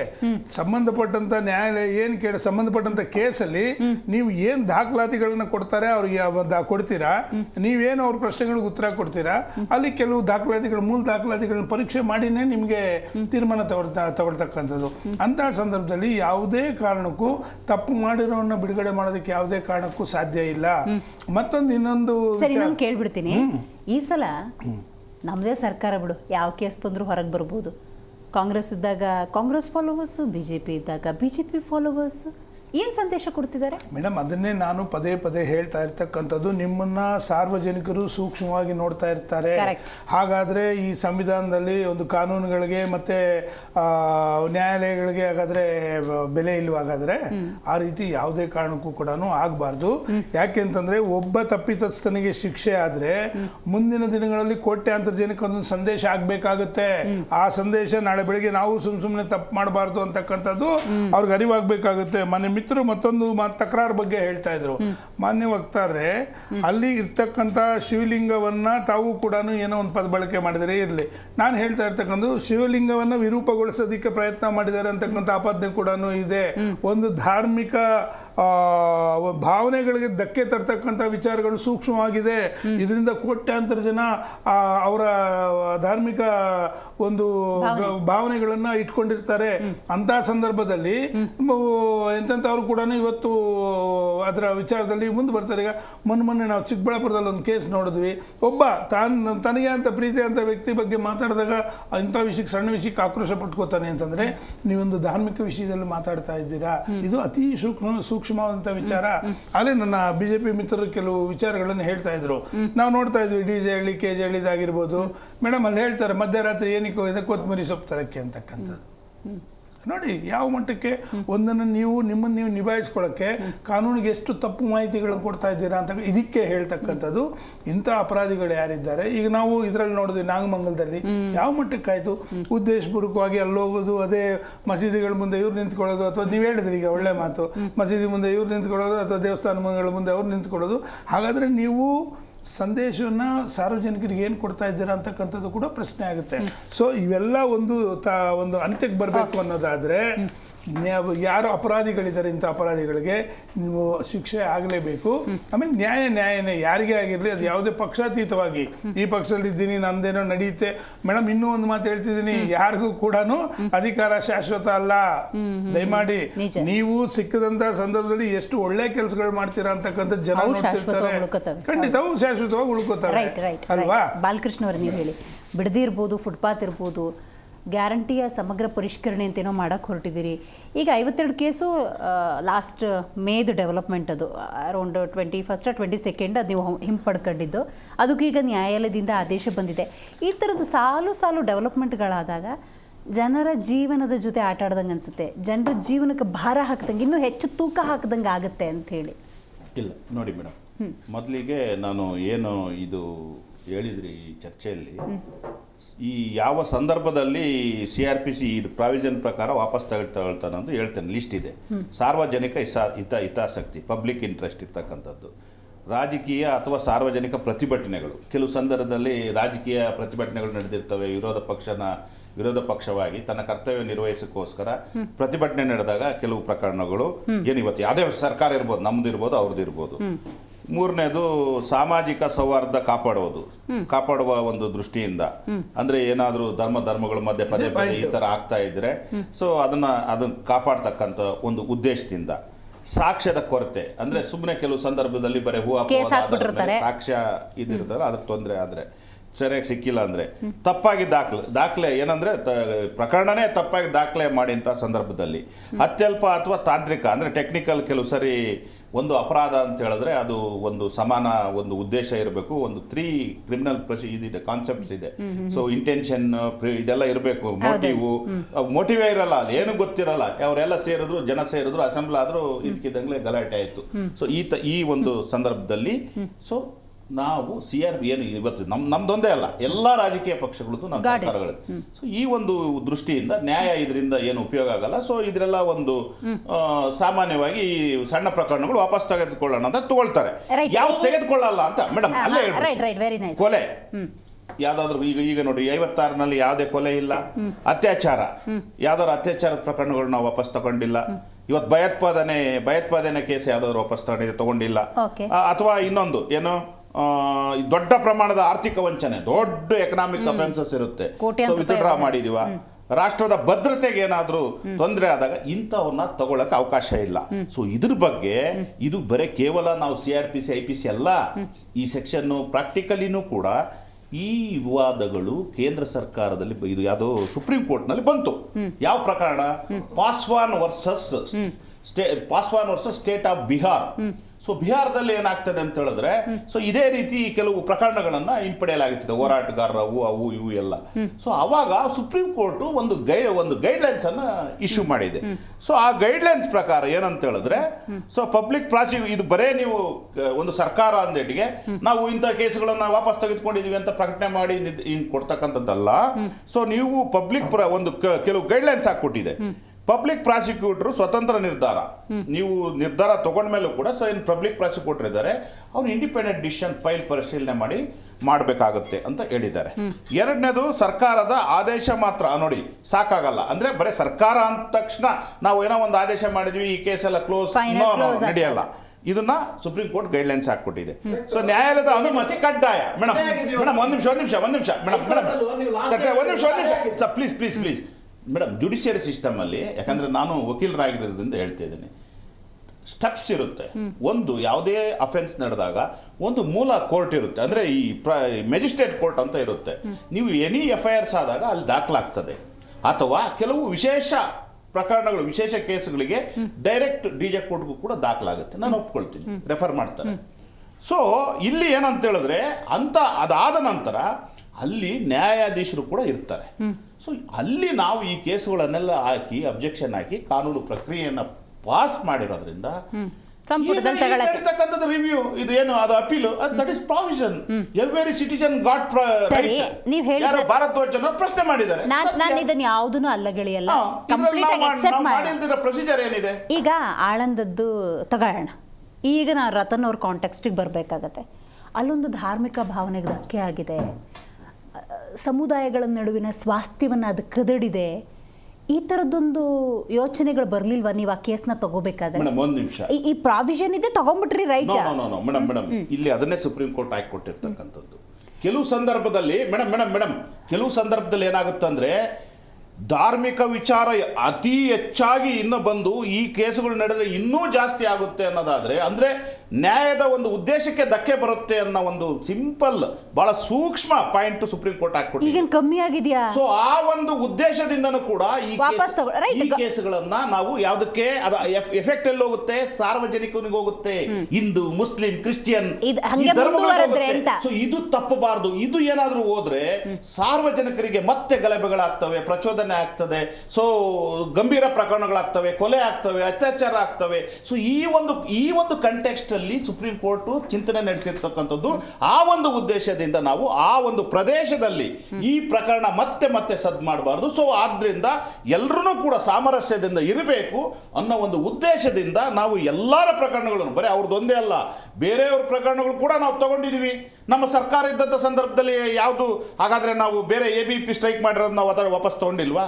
ಅದನ್ನು ಕೂಡ ನಮ್ದು ಹಿಂದಿನ ಸರ್ಕಾರಗಳು ತಗೊಂಡಿದ್ದಾವೆ, ವಿದ್ಯಾರ್ಥಿ ಪ್ರತಿಭಟನೆ ಅಂತ ಹೇಳಿ. ನಾನು ಹೇಳ್ತಕ್ಕಂಥದ್ದು ಏನಂತ ಹೇಳಿದ್ರೆ, ಈಗ ರೈತ ಹೋರಾಟ ಏನಕ್ಕೆ ಹೋರಾಟ ಮಾಡಿರ್ತಾನೆ? ಎಲ್ಲವೂ ಕೂಡ ಕಾನೂನು ಬದ್ಧವಾಗಿದೆ ಅನ್ನೋದೇ ಅವರ ವಾದ. ದಟ್ ಇಸ್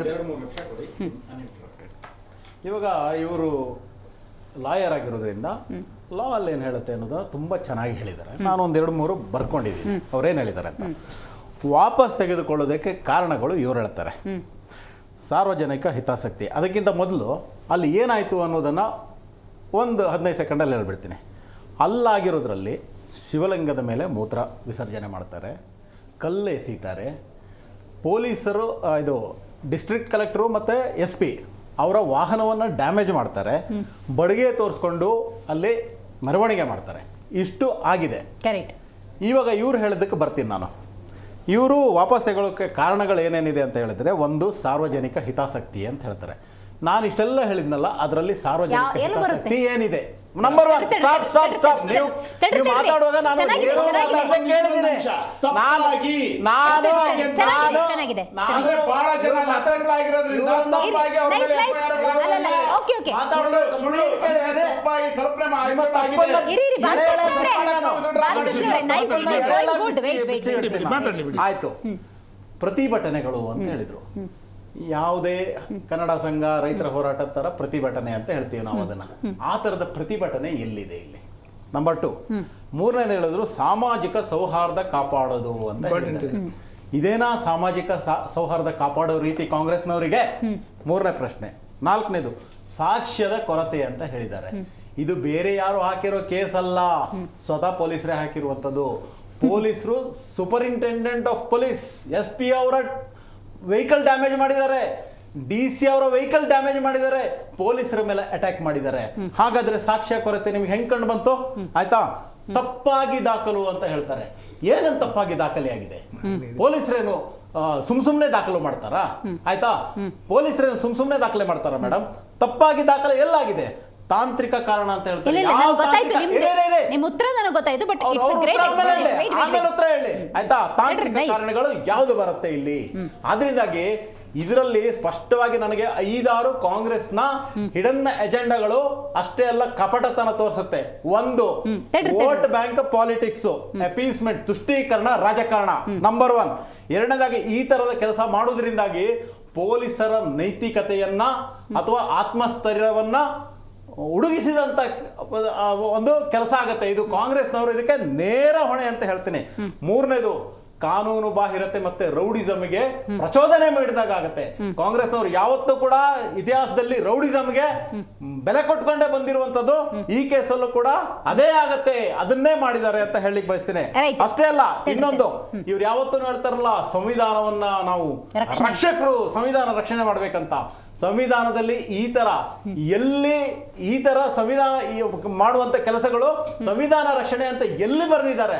ಆ ಮೂಲಕ ಇವರು ಸಂವಿಧಾನಕ್ಕೆ ಮಾಡ್ತಿರುವಂತ ಅಪಚಾರ ಅಷ್ಟೇ ಅಲ್ಲ, ಡಾಕ್ಟರ್ ಬಾಬಾ ಸಾಹೇಬ್ ಅಂಬೇಡ್ಕರ್ ಅವರು ಅಷ್ಟು ಕಷ್ಟಪಟ್ಟು ಅಷ್ಟೊಂದು ಓದಿ ಇಡೀ ಪ್ರಪಂಚದ ಎಲ್ಲಾ ಒಂದು ಸಂವಿಧಾನಗಳನ್ನ ಸ್ಟಡಿ ಮಾಡಿ ಅಂತ ಒಂದು ಪವಿತ್ರವಾದ ಹೋಲಿ ಬುಕ್ ಅನ್ನ ಬರೆದುಕೊಟ್ಟಿದ್ದಾರೆ ಸಂವಿಧಾನವನ್ನ. ಅದಕ್ಕೆ ಅಪಚಾರ ಮಾಡ್ತಿದ್ದಾರೆ. ಅಷ್ಟೇ ಅಲ್ಲ, ಇನ್ನೊಂದು, ಇದು ಸಾರ್ವಜನಿಕ ಭದ್ರತೆ ಹಾಗೂ ರಾಜ್ಯದ ಭದ್ರತೆಗೆ, ನೇರವಾಗಿ ರಾಜ್ಯದ ಭದ್ರತೆಗೆ ಹಾಗೂ ದೇಶದ ಭದ್ರತೆಗೆ ನೇರವಾದಂತ ಒಂದು ಅಪಚಾರ. ಇದು ನೇರವಾದಂತ ಒಂದು ಭಯ ಹುಟ್ಟಿಸುವಂತ ಕೆಲಸ ಆಗಿದೆ ಇದರಲ್ಲಿ. ಆದ್ರೆ ಕಾಂಗ್ರೆಸ್ನವರು ಇದನ್ನೆಲ್ಲ ಮೂಲೆಗೆ ತಳ್ಳಿ ಎಲ್ಲ ಒಂದ್ ಕಡೆ ಇವರು ಇದು ವೋಟ್ ಬ್ಯಾಂಕ್ ಪಾಲಿಟಿಕ್ಸ್ ಅಥವಾ ತುಷ್ಟೀಕರಣಕ್ಕೋಸ್ಕರ ಈ ಒಂದು ಕೆಲಸವನ್ನ ಮಾಡಿದ್ದಾರೆ. ಇವಾಗ ಕೋರ್ಟ್ ಅವರಿಗೆ ಕಪಾಳ ಮೋಕ್ಷ ಸರಿಯಾಗಿ ಮಾಡಿದೆ. ಕಪಾಳ ಮೋಕ್ಷ. ಬಿಜೆಪಿ ಅವ್ರ ದಾರಿಯಲ್ಲೇ ನಂದೊಂದು ಪ್ರಶ್ನೆ. ಮಹಾಭಾರತದಲ್ಲಿ ಕೃಷ್ಣ ಅರ್ಜುನ ಸಂಚಾರ ಮಾಡ್ತಿದ್ದಾಗ ಕಾಲಪಾನಿ ಅನ್ನುವಂಥ ರಾಕ್ಷಸ ಅಟ್ಯಾಕ್ ಮಾಡ್ತಾನೆ. ಕೃಷ್ಣ ಸರ್ವೋತ್ತಮ, ಎಂಥ ಸಿಚುವೇಶನ್ ಕೂಡ ಭೇದಿಸ್ಬೋದಾಗಿತ್ತು. ಆದರೆ ಕಾಲಪಾನಿ ಬಹಳ ದುಷ್ಟ, ಆತನನ್ನು ಹತ್ಯೆ ಮಾಡೋದು ಅಷ್ಟು ಸುಲಭ ಇರಲಿಲ್ಲ. ಆಗ ಕೃಷ್ಣ ಒಂದು ಮಾತನ್ನು ಹೇಳ್ತಾನೆ. ಏನು ಅಂತ ಹೇಳಿದ್ರೆ, ಕೆಲವೊಮ್ಮೆ ಇಂಥ ಸಂದಿಗ್ಧತೆ ಬಂದಾಗ, ನಮ್ಮ ಪ್ರಾಣಕ್ಕೆ ಕುತ್ತು ಬರುತ್ತೆ ಅಂದಾಗ ತಪ್ಪಿಸ್ಕೊಳ್ಳೋದೇ ಸರಿಯಾದಂಥ ಮಾರ್ಗ ಅಂತ. ಅಲ್ಲಿಂದ ಆ ಧರ್ಮ ಸಂಕಟದ ಸನ್ನಿವೇಶನ ನಾವು ಅದರಿಂದ ದೂರ ಇರೋದು ಅಂತ. ಹಾಗೆ ಬಾಲಕೃಷ್ಣ ಅವರು ಆಗಲೇ ಉತ್ತರ ಹೇಳಿದ್ರು. ಮಶಾಕ್ ದರ್ಗಾ ಪ್ರಕರಣವನ್ನು ಮುಂದುವರಿಸಿದ್ರೆ ಅದು ಕಾನೂನಾತ್ಮಕವಾಗೇ ಇರ್ಬೋದು, ಅಂದರೆ ಕೇಸ್ ಕಂಟಿನ್ಯೂ, ಅದು ಕೋರ್ಟ್ ಇರ್ಬೋದು, ಪೊಲೀಸಲ್ಲಿರ್ಬೋದು, ಅದು ಎಲ್ಲಿ ಸಮಾಜದ ಸ್ವಾಸ್ಥ್ಯವನ್ನು ಕದಡ್ಬಿಡುತ್ತೋ ಅನ್ನುವಂಥ ಸದುದ್ದೇಶದ ಹಿನ್ನೆಲೆಯಲ್ಲಿ ಕಾನೂನಾತ್ಮಕ ಅವಕಾಶ ಇದ್ದಾಗ ಅದನ್ನು ವಾಪಸ್ ತಗೊಂಡು ಆ ಪ್ರಕರಣವನ್ನೇ ಇಲ್ಲವಾಗಿಸ್ಬಿಡೋದು, ಆ ಪ್ರಯತ್ನ ನಾವು ಮಾಡಿದ್ದೀವಿ ಅಂತ. ಕಾಂಗ್ರೆಸ್ನ ವೈಫಲ್ಯತೆ, ಸರ್ಕಾರ ನಡೆಸುವಲ್ಲಿ ವೀಕ್ನೆಸ್ಸು, ಗೃಹ ಇಲಾಖೆಯ ಒಂದು ಏನು ಹೇಳ್ಬೋದು ವೈಫಲ್ಯ ಅಷ್ಟೇ ಅಲ್ಲ, ಒಂಥರ ವೀಕ್ನೆಸ್, ಅರಾಜಕತೆ ಅಲ್ಲಲ್ಲ, ಕಾಂಗ್ರೆಸ್ ಅವರ ವೀಕ್ನೆಸ್ಸು. ಇದು ಮೊದಲ ಪಾಯಿಂಟ್ ಆದಿದ್ರೆ ಇವರ ಇಂಟೆಲಿಜೆನ್ಸು ಏನು ಕತ್ತೆ ಕಾಯ್ತಾ ಇತ್ತಾ? ಇವರ ಹೋಮ್ ಡಿಪಾರ್ಟ್ಮೆಂಟು ಕತ್ತೆ ಕಾಯ್ತಾ ಇತ್ತಾ? ಏನು ಮಾಡ್ತಾ ಇದ್ರು ಇವರು? ಇಂಥ ಒಂದು ಆಗತ್ತೆ ಅಂತ ಇವರಿಗೆ ಪ್ರೇಯರ್ ಮೆಸೇಜ್ ಇರುತ್ತೆ. ಆದ್ರೂ ಕೂಡ ಹಿಂಗಿದಾಗ್ಲಿ, Right. ಈ ತರದ ಒಂದು ಭಯದ ವಾತಾವರಣ ನಿರ್ಮಾಣ ಆಗ್ಲಿ, ಆ ಮೂಲಕ ಎಲ್ಲೋ ಆವಾಗಲೇ ಹೇಳ್ದಲ್ಲ, ಡಿವೈಡ್ ಹಿಂದೂ ಅಂಡ್ ಯುನೈಟ್ ಗದೆ ಅಪೀಸ್ಮೆಂಟ್ ಪಾಲಿಟಿಕ್ಸ್ ಏನಿದೆ, ಇದಾಗ್ಲಿ, ಆ ಮೂಲಕ ರಾಜಕೀಯ ಫಸಲನ್ನು ತೆಗೆದುಕೊಳ್ಳೋಕೋಸ್ಕರ ಇವರು ಮಾಡಿರುವಂತ ಕೆಲಸ ಬಿಟ್ರೆ ಇದರಲ್ಲಿ ಬೇರೆ ಏನೂ ಇಲ್ಲ. ರತನ್ ಅವರು- ಇದರಲ್ಲಿ ಆ. ಕಂಪ್ಲೀಟ್ ಆಗಿ ಇವರ ವೈಫಲ್ಯ ಕಾಣಿಸುತ್ತೆ. ಅಷ್ಟೇ ಅಲ್ಲ, ಕಾನೂನು ಸುವ್ಯವಸ್ಥೆಯಲ್ಲಿ ಇವರು ಝೀರೋ ಆಗಿದ್ದಾರೆ ಅನ್ನುವಂತ ಮೆಸೇಜ್ ಕೂಡ ಇಡೀ ರಾಜ್ಯದ ಜನತೆಗೆ ಸಾರ್ವಜನಿಕ ಸ್ಪಷ್ಟವಾಗಿ ಹೋಗುತ್ತೆ. ಹಿತಾಸಕ್ತಿಯಲ್ಲಿ ಈ ಕೇಸನ್ನು ನೀವು ಎಲ್ಲಿ ತೂರಿಸಿ ನೀವು ಉಳಿಸ್ಕೊಂತೀರಿ ಅಂತ. ರತನ್ ಅವರು ವಿವರಣೆ ಮಾಡುವಂತ ಸಂದರ್ಭದಲ್ಲಿ ನೋಡಿ, ನಾನಲ್ಲ, ನೀವು ಹೇಳೋದಕ್ಕೆ ನಾನು ಹೇಳಿ ಗೊತ್ತಾಯ್ತು, got it. Nice, ಅವರು nice. ಅಷ್ಟು ಅಂಶಗಳನ್ನ ಒಂದೇ ಹತ್ತೂ ಕೂಡ ಜೊತೆಯಲ್ಲಿ ಇರ್ಬೇಕಂತ ಸುಪ್ರೀಂ ಕೋರ್ಟ್ ಹೇಳಿಲ್ಲ. ಈ 10ರಲ್ಲಿ ಯಾವುದೇ ಒಂದು ಇದ್ರೂ ಕೂಡ ಸರಿ, 10ರಲ್ಲಿ ಯಾವ ಒಂದಿದೆ ಅಂತ ಹೇಳಿ ನನಗೆ. ಇಂಟರ್ಪ್ರಿಟೇಷನ್ ಸರ್, correct ಇದೆ ನೀವು ಹೇಳೋದು. ಈ 10ರಲ್ಲಿ ಯಾವ್ದು ಒಂದಿದೆ ನೀವು ಹೇಳಿ. ಎನಿ ಕ್ರಿಮಿನಲ್ ಕೇಸ್ 10ರಲ್ಲಿ ಒಂದು ಯಾವ್ದಿದೆ? ಪಬ್ಲಿಕ್ ಇಂಟ್ರೆಸ್ಟ್, ಸಾರ್ವಜನಿಕ ಹಿತಾಸಕ್ತಿನ ಹೇಳಿ. if ಪ್ರತಿಭಟನೆ ಸಾಮರಸ್ಯ ಕಾಪಾಡುವ ಉದ್ದೇಶ, ಸಾಮಾಜಿಕ if done it, ಸೌಹಾರ್ದ ಅಲ್ಲ, ಕಾಪಾಡೋದು ಸಿಂಪಲ್. ರತನ್ ಅವ್ರ ಪ್ರಶ್ನೆ ಇಷ್ಟೇ. ನೀವು ಮಶಾಲ್ ದರ್ಗಾ ಕೇಸನ್ನ ಇಷ್ಟು ದಿವಸದಲ್ಲಿ ಎಲ್ಲಿ ತೂರಿಸ್ತೀರಿ? ಮೇಡಮ್ 10ರಲ್ಲಿ ಯಾವ್ದಿದೆ ಸರ್ ಹೇಳಿ. 10 ಜೊತೆಯಾಗೆ ಓದಿದ್ರು ಅಲ್ಲ, ಯಾವ್ದು ಅದು ಅಲ್ಲ, ಒಂದೇ ಹೇಳಿ. ಕಾನೂನಿನ ಇಂಟರ್ಪ್ರಿಟೇಷನ್. ಯಾವ್ದು ಅದು ಒಂದೇ ಏನ್ ಹೇಳಿ. ಸುಪ್ರೀಂ ಕೋರ್ಟ್ ಡಿಸಿಷನ್ ಯಾವ್ದು ಅಂದ್ರೆ ಒಂದಿದೆ ಹೇಳಿ. ಈ ಅಂಶಗಳು ಯಾವಾದ್ರೂ ಇದ್ರೆ ಸಾಕು. ಅವ್ರು ಅದನ್ನೇ ಹೇಳ್ತಿರೋದು. ಯಾವ್ದು ಒಂದಿದೆ ನಾವು ಒಂದು ಹೇಳಿ. ನಿಮಿಷ ಮೇಡಮ್ ಒಂದು ಯಾವ್ದಾದ್ರು ಹೇಳಿ. ಇಲ್ಲಿ ಏನು ಸಾರ್ವಜನಿಕ ಗೊತ್ತಾ? ಹಿತಾಸಕ್ತಿ ಇಲ್ಲಿ ಇದೆ. ಹೌದು, ಸಾರ್ವಜನಿಕ ಹಿತಾಸಕ್ತಿ, ಸಾರ್ವಜನಿಕ ಹಿತಾಸಕ್ತಿ ಸಮಾಜದ ಇದೆ. ಸ್ವಾಸ್ಥ್ಯವನ್ನು ಕಾಪಾಡತಕ್ಕಂಥದ್ದು, ಗುಂಪುಗಳನ್ನ ತಡಿತಕ್ಕಂಥದ್ದು, ಧರ್ಮ ಜಗಳಗಳನ್ನ ತಡಿತಕ್ಕಂಥದ್ದು, ಸಮಾಜ ಸ್ವಾಸ್ಥ್ಯವನ್ನು ಕಾಪಾಡೋದೇ ಮುಖ್ಯ ಉದ್ದೇಶ. ಒಂದು. ಎರಡನೇದು ಮೇಡಮ್ ಇವ್ರದೇ ಬಿಜೆಪಿ ಸರ್ಕಾರ ಇತ್ತಲ್ಲ, ಅವತ್ತು ಏನು ಗೃಹ ಇಲಾಖೆ, ಏನು RSS, ಬಜರಂಗ್ ದಳ ಇವೆಲ್ಲ ಗಲಭೆಗಳು ಆಗಿದ್ವಲ್ಲ, ಅವನ್ನೂ ಕೂಡ ಇವ್ರು ವಾಪಸ್ ತಗೊಂಡ್ರಲ್ಲ. ಹಾಗಾದ್ರೆ ಆ ಪ್ರಕರಣಗಳಾಗ್ಬೇಕಾದ್ರೆ ಇವ್ರು ಬಿಜೆಪಿ ಸರ್ಕಾರ ಏನು ಕತ್ತೆ ಕಾಯ್ತಿತ್ತ, ಕುದುರೆ ಕಾಯ್ತಿತ್ತ? ಮೇಡಮ್ ನಮ್ಮ ಇಲಾಖೆ ನಮ್ಮನ್ನು ಕತ್ತೆ ಕಾಯ್ತಿತ್ತು ಅಂತ ಹೇಳ್ತಾರಲ್ಲ, ಇವ್ರು ಕತ್ತೆ ಕಾಯ್ತಿತ್ತ, ಇವ್ರು ಕುದುರೆ ಕಾಯ್ತಿದ್ರ? ಯಾವತ್ತು ಇವ್ರು ಸರ್ಕಾರ ಇದ್ದಂತ ಸಂದರ್ಭದಲ್ಲಿ ಧರ್ಮಗಳ ಮಧ್ಯೆ ಜಗಳ, ಗಲಭೆ, ವಾತಾವರಣವನ್ನ ವಿದ್ಯಾರ್ಥಿಗಳಲ್ಲಿ ಗಲಭೆ ಸೃಷ್ಟಿ ಮಾಡ್ತಕ್ಕಂಥದ್ದು, ಅವತ್ತು ಇವರು ಕತ್ತೆ ಕಾಯ್ತಿದ್ರ, ಕುದುರೆ ಕಾಯ್ತಿದ್ರ? ಒಂದು. ಎರಡು ಇವತ್ತು Okay, got it, ಮುಗೀತು. ಉತ್ತರ ಪ್ರದೇಶದಲ್ಲಿ ಇದೇ ರೀತಿಯ ಪ್ರಕರಣಗಳನ್ನ ಇವರು ಹಿಂದೂ ಸಂಘಟನೆಗಳ ಮೇಲೆ ವಾಪಸ್ ತಗೊಂಡ್ರಲ್ಲ, ಮತ್ತೆ ಅದೇನು ಇವರು ಅವ್ರೇನ್ ಮಾಡ್ತಕ್ಕಂಥದ್ದು? Right. ಅದು ಯಾವ ಕಾನೂನು ಪ್ರಕಾರ ಮಾಡೋದು? Got it. ರಾಜಕೀಯವಾಗಿ ಇದು ಯಾವ ರೀತಿ ಪರಿಣಾಮ ಬೀರಬಹುದು ಪಕ್ಷಕ್ಕೆ? ಮೇಡಮ್, ನನಗೀಗ ಇದಕ್ಕೆ ಒಂದು ಕ್ಲಾರಿಫಿಕೇಶನ್ ಯಾವ ರೀತಿ ಸಿಕ್ತು ಅಂತಂದ್ರೆ, ಪ್ರಚೋದನಕಾರಿ ಭಾಷಣ. ಈಗ ತಾನೇ ನಮ್ಮ ವಕ್ತಾರರು ಹೇಳ್ತಾ ಇದ್ರು ಕತ್ತೆ ಕುದುರೆಗಳು ಅಂತ ಹೇಳಿ. ಇವು ಕೆಲವರು ಭಾವನೆಗಳಿಗೆ, ಈಗ ನೀವು ಮಾತಾಡಿರ್ತಕ್ಕಂಥ ಭಾಷೆನೇ ಈ ದ್ವೇಷ ಭಾಷಣ ಪ್ರತಿಬಂಧಕ ಕಾಯ್ದೆ ತಂದವರಲ್ಲ. ಇಲ್ಲ, ನಾನು ಮಾತಾಡಿದ್ದಲ್ಲ, ಅವ್ರು ಮಾತಾಡಿದ್ದಕ್ಕೆ ಅದು ಪ್ರಶ್ನೆ, ಒಂದು ನಿಮಿಷ ಇರಬೇಕು ನೋಡಿ. ಇವರು ಕಾಲಕ್ಕೆ ಯಾವ ರೀತಿ ಏನಕ್ಕೆ ಪ್ರಚೋದನೆ ಮಾಡ್ತಾರೆ ಅಂತಂದ್ರೆ, ಡೈವರ್ಟ್ ಪಾಲಿಟಿಕ್ಸ್ ಅಷ್ಟೇನೆ. ನಮ್ಮಲ್ಲಿ ಸರ್ಕಾರ ನಡೆಸಕ್ ಆಗ್ತಾ ಇಲ್ಲ, ನಾವೇನೋ ಗೆಲ್ಲಬೇಕು ಅಂತ ಏನೇನೋ ಘೋಷಣೆಗಳು ಮಾಡಿದ್ವಿ, ತಗೊಂಡಿದ್ದೀವಿ. ಇವತ್ತು ಒಂದೊಂದು ದಿನ ಕೂಡ ನಮಗೆ 24 hours ಕಳೆದ್ರೆ ಸಾಕಪ್ಪ ಅನ್ನೋ ಪರಿಸ್ಥಿತಿ. ಅದನ್ನ ಯಾಕೆ ನಾವು ಮುಂದಕ್ಕೆ ತಳ್ಳಬೇಕು? ಈ ರೀತಿ ಏನೋ ಒಂದು ಪ್ರಚೋದನಕಾರಿ ಒಂದು ಭಾಷಣ ಮಾಡ್ತಕ್ಕಂಥದ್ದು, ಯಾವುದೋ ಒಂದು ದ್ವೇಷ ಭಾಷಣ ಮಾಡ್ತಕ್ಕಂಥದ್ದು, ಯಾವುದೋ ಕೆಲವು ಧರ್ಮಗಳು ಸಮಾಜಗಳ ವಿರುದ್ಧವಾಗಿ ಎತ್ತಿಕಟ್ತಕ್ಕಂಥದ್ದು, ಈ ರೀತಿ ಮಾಡ್ತಾರೆ. ಏನಕ್ಕೆ ನಾನು ಹೇಳ್ತಾ ಇದ್ದೀನಿ ಅಂತಂದ್ರೆ, ಸುಪ್ರೀಂ ಕೋರ್ಟಿನ ಮನೆ ಕಾಂಗ್ರೆಸ್ ಹೋಗ್ತಾರೆ ಹೇಳ್ತಕ್ಕಂಥ ಒಳ್ಳೆ ಪದ. ಸುಪ್ರೀಂ ಕೋರ್ಟಿನ ಮುಖ್ಯ ಉದ್ದೇಶ ಎಲ್ಲರೂ ಸಾಮರಸ್ಯದಿಂದ ಇರಬೇಕು ಅಂತಕ್ಕಂಥದ್ದು. ಇಲ್ಲೇನಾಗ್ತಾ ಇದೆ ಹಾಗಾದ್ರೆ? ಸಾಮರಸ್ಯಕ್ಕೇನೆ ಧಕ್ಕೆ ಆಗಿರ್ತಕ್ಕಂಥದ್ದು. ಇಲ್ಲಾಗಿರ್ತಕ್ಕಂಥ ವಿಚಾರಣೆ ಸಾಮರಸ್ಯಕ್ಕೆ ಧಕ್ಕೆ. ಆ ಕಾರಣಕ್ಕೆ ಇವತ್ತು ಇಷ್ಟು ದೊಡ್ಡ ಮಟ್ಟದಲ್ಲಿ, ಅದು ನೀವು ಒಬ್ಬಿಬ್ಬರಲ್ಲ, ಕೆಲವು ಸಮಾಜಗಳ ಮನೋಭಾವನೆಗಳಿಗೇ ನೀವು ಧಕ್ಕೆ ತಂದಿರ್ತಕ್ಕಂಥ ಕೆಲಸ ಆಗಿದೆ ಅಲ್ಲಿ ಅಂತಕ್ಕಂಥದ್ದು ಆರೋಪ ಇದೆ. ಸೊ ಇಂಥ ಒಂದು ಇದ್ದಂಥ ಸಂದರ್ಭದಲ್ಲಿ ಕೋಟ್ಯಾಂತರ ಜನ ಆ ಒಂದು ಸಾಮರಸ್ಯಕ್ಕೆ ಏನಾದರೂ ಧಕ್ಕೆ ಆಗಿದೆಯಾ ಅಂತಕ್ಕಂಥ ವಿಚಾರ ಬಂದಂಥ ಸಂದರ್ಭ ಅಂತ ನೀವು ಹೇಳೋದು ಸರ್ವಜನಾಂಗದ ಶಾಂತಿಯ ತೋಟ ಅಂತ ಹೇಳಿದ್ರೆ ಹಂಗೆ ನಡ್ಕೊಳ್ಳಿ ಅಂತ, ತುಷ್ಟೀಕರಣ ಬೇಡ ಅಂತ. ಅದು ಕೇವಲ ಹೇಳಿಕೆಗೆ ಅಷ್ಟೇನೆ. ನೀವು ಯಾರನ್ನೋ ಓಲೈಸಕ್ಕಷ್ಟೇ ರಾಜಕಾರಣ. ನೀವು ಮಾಡೋದು ಒಂದು ರೀತಿ, ಹೇಳೋದು ಹೇಳಿಕೆ ಒಂದು ರೀತಿ. ಎಲ್ಲದಕ್ಕಿಂತ ಮುಖ್ಯವಾಗಿ ಇನ್ನೂ ಒಂದ್ಸತಿ ನಾನು ಹೇಳ್ತಾ ಇದ್ದೀನಿ, ಕೊಟ್ಟ ಸರ್ಕಾರವನ್ನ ನಿಮ್ಮ ಕೈಯಲ್ಲಿ ನಡ್ಸಕ್ ಸಾಧ್ಯ ಇಲ್ದೇನೆ ದಯವಿಟ್ಟು ಮಾಡಿ ಟೋಟಲಿ ನೀವು ಕಾಲಹರಣ ಮಾಡ್ಕೋಬೇಕು, ಹೇಗಾದ್ರೂ ಮಾಡಿ. ಈ ಕಾಲಹರಣ ಯಾವ ರೀತಿ ಮಾಡ್ತೀರಾ ಅಂತಂದ್ರೆ ಕಾಲಕ್ಕೆ ಒಂದು ಹೊಸ ಇಶ್ಯೂ ತಗೊಂಡು ನೋಡಿ, ನೀವು ಕಂಟಿನ್ಯೂ ನೋಡ್ಕೊಂಬನ್ನಿ, 3 ವರ್ಷದಲ್ಲಿ ಒಂದು 101 ಇಶ್ಯೂಗಳಾಗಿಲ್ವ ಈ ರೀತಿ. ನೀವು ಇದೇ ಅಭಿವೃದ್ಧಿ ಬಗ್ಗೆ ಎಂದಾದ್ರೂ ಮಾತಾಡಿದ್ರೆ ಯಾರಾದ್ರೂ ನಿಮ್ಮ ಸ್ವಪಕ್ಷದವರೇ ಯಾಕಂದ್ರೆ ಪ್ರತಿಪಕ್ಷ ಕೂಡ ಅಷ್ಟೇ ನಿಷ್ಕ್ರಿಯವಾಗಿದೆ ಸರ್. ಇಲ್ಲ ಮೇಡಮ್, 101 ಅಂತಕ್ಕಂಥದಕ್ಕೆ ನಾವು 101ಕ್ಕೂ ಇದೇ ರೀತಿ ಉತ್ತರ ಕೊಟ್ಟಿದ್ದೀವಿ. ಬಂಡ ಸರ್ಕಾರ ಏನು ಮಾಡಕ್ಕಾಗೋದಿಲ್ಲ, ನೀವು ಏನೇ ಹೇಳಿ. ನೋಡಿದ್ರಲ್ಲ ಬ್ರದರ್, ಒಂದು ನಿಮಿಷ. ಇವತ್ತು ಯಾವ ಧೈರ್ಯದಲ್ಲಿ ರಾಮನಗರದಲ್ಲಿ ಸನ್ಮಾನ್ಯ ಕುಮಾರಸ್ವಾಮಿ ಜಸ್ಟ್ ತೋರಿಸಿದ್ರು ಎಷ್ಟು ಧೈರ್ಯ ಇದೆ ಅಂತಂದ್ರೆ, ಸಾಮೂಹಿಕವಾಗಿ ಒಂದು ಚೌಟ್ರಿಯಲ್ಲಿ ಕರ್ಸ್ಕೊಂಡು ಬಾಂಗ್ಲಾದೇಶಿಯರನ್ನ ಎಲ್ಲರನ್ನು ಕೂರಿಸ್ಕೊಂಡು ಅವರು ಮತಪಟ್ಟಿಯನ್ನು ರೆಡಿ ಮಾಡ್ತಾ ಇದ್ದಾರೆ. ಎಷ್ಟು ಧೈರ್ಯ ಇರಬೇಕು ಇವರಿಗೆ. ಈ ರೀತಿ ವಿಚಾರಗಳನ್ನು ಇವರು ಯಾಕೆ ಅಂತಂದ್ರೆ, ಇದು ಮುಂಡ ಸರ್ಕಾರಗಳು, ಇವ್ರ ತೀರ್ಮಾನ ಏನು ಹೇಗಾದ್ರೂ ಮಾಡಿ ನಾವು ದೇಶಕ್ಕೆ ದ್ರೋಹ ಆಗಬೇಕು ಸರ್. ಬರೀ ಆರೋಪ ಮಾಡೋದಲ್ಲ, ಜನಾಭಿಪ್ರಾಯ ಮೂಡಿಸೋದಲ್ಲ. ಜನಗಳ ಮುಂದಕ್ಕೆ ಇನ್ನು 2 ವರ್ಷ ಇದೆ, ಬಲವಾಗಿ ಮಾತಾಡಬೇಕು. ಇಡ್ತಾ ಇದ್ದೀವಿ, ರಾಜ್ಯದ ಕಡೆ ಪ್ರಜೆಗೂ ಕೂಡ ಮನವರಿಕೆ ಮಾಡ್ತಾ ಇದ್ದೀವಿ. ತೀರ್ಮಾನ ಮಾಡ್ತಕ್ಕಂಥವ್ರು ಜನಪ್ರತಿನಿಧಿಗಳು. ನಾಗೇಂದ್ರ ಬಾಬು ಬಾಲಕೃಷ್ಣ ಅವರು ಹಾಗೆಯೇ ರತನ್ ಪೂಜಾರಿ ಅವರು ಕಾರ್ಯಕ್ರಮದಲ್ಲಿ ಭಾಗಿಯಾಗಿದ್ದಕ್ಕಾಗಿ ಧನ್ಯವಾದಗಳು. ಮೇ 21, 22 ಆಸುಪಾಸಿನಲ್ಲಿ 52 ಪ್ರಕರಣಗಳನ್ನು ಸಂಪುಟದಲ್ಲಿ ತೀರ್ಮಾನ ಮಾಡಿ ಪ್ರಕರಣವನ್ನು ಹಿಂದಕ್ಕೆ ಪಡೆದುಕೊಳ್ಳಲಾಗಿತ್ತು. ಇದನ್ನು ಗಂಭೀರವಾಗಿ ಪರಿಗಣಿಸಿರುವಂತಹ ನ್ಯಾಯಾಲಯ ಈಗ ಅದಕ್ಕೆ ಬ್ರೇಕನ್ನು ಹಾಕಿದೆ. ಈಗ ಕಾಂಗ್ರೆಸ್ನ ನಡೆ ಏನಾಗಿರುತ್ತೆ ಅನ್ನೋದು ಬಹಳ ಮುಖ್ಯ. ಓಕೆ ರೈಟ್, ನ್ಯಾಯಾಲಯ ಈ ಆದೇಶವನ್ನು ಕೊಟ್ಟಿದೆ, ಅದನ್ನ ಪರಿಪಾಲನೆ ಮಾಡಬೇಕು ಅನ್ನುವಂಥ ಹೆಜ್ಜೆ ಆಗಿರುತ್ತಾ, ಅಥವಾ 52 ಪ್ರಕರಣಗಳನ್ನು ನಾವು ವಾಪಸ್ ತಗೊಂಡಿದ್ದು ಈ ಕಾರಣಕ್ಕೆ ಅಂತ ಹೇಳಿ ಮತ್ತೆ ನ್ಯಾಯಾಲಯಕ್ಕೆ ಮನವರಿಕೆ ಮಾಡಿಕೊಡುವಂಥ ಪ್ರಯತ್ನ ಆಗುತ್ತಾ? ಕಾದು ನೋಡೋಣ ಅಂತ ಹೇಳ್ತೇವೆ. ಇವತ್ತಿನ ಕಾರ್ಯಕ್ರಮ ಮುಗಿಸೋಣ. ನೋಡ್ತಾ ಇರಿ ಜೀ ಕನ್ನಡ ನ್ಯೂಸ್, ಸತ್ಯವೇ ಸುದ್ದಿಯ ಜೀವಾಳ.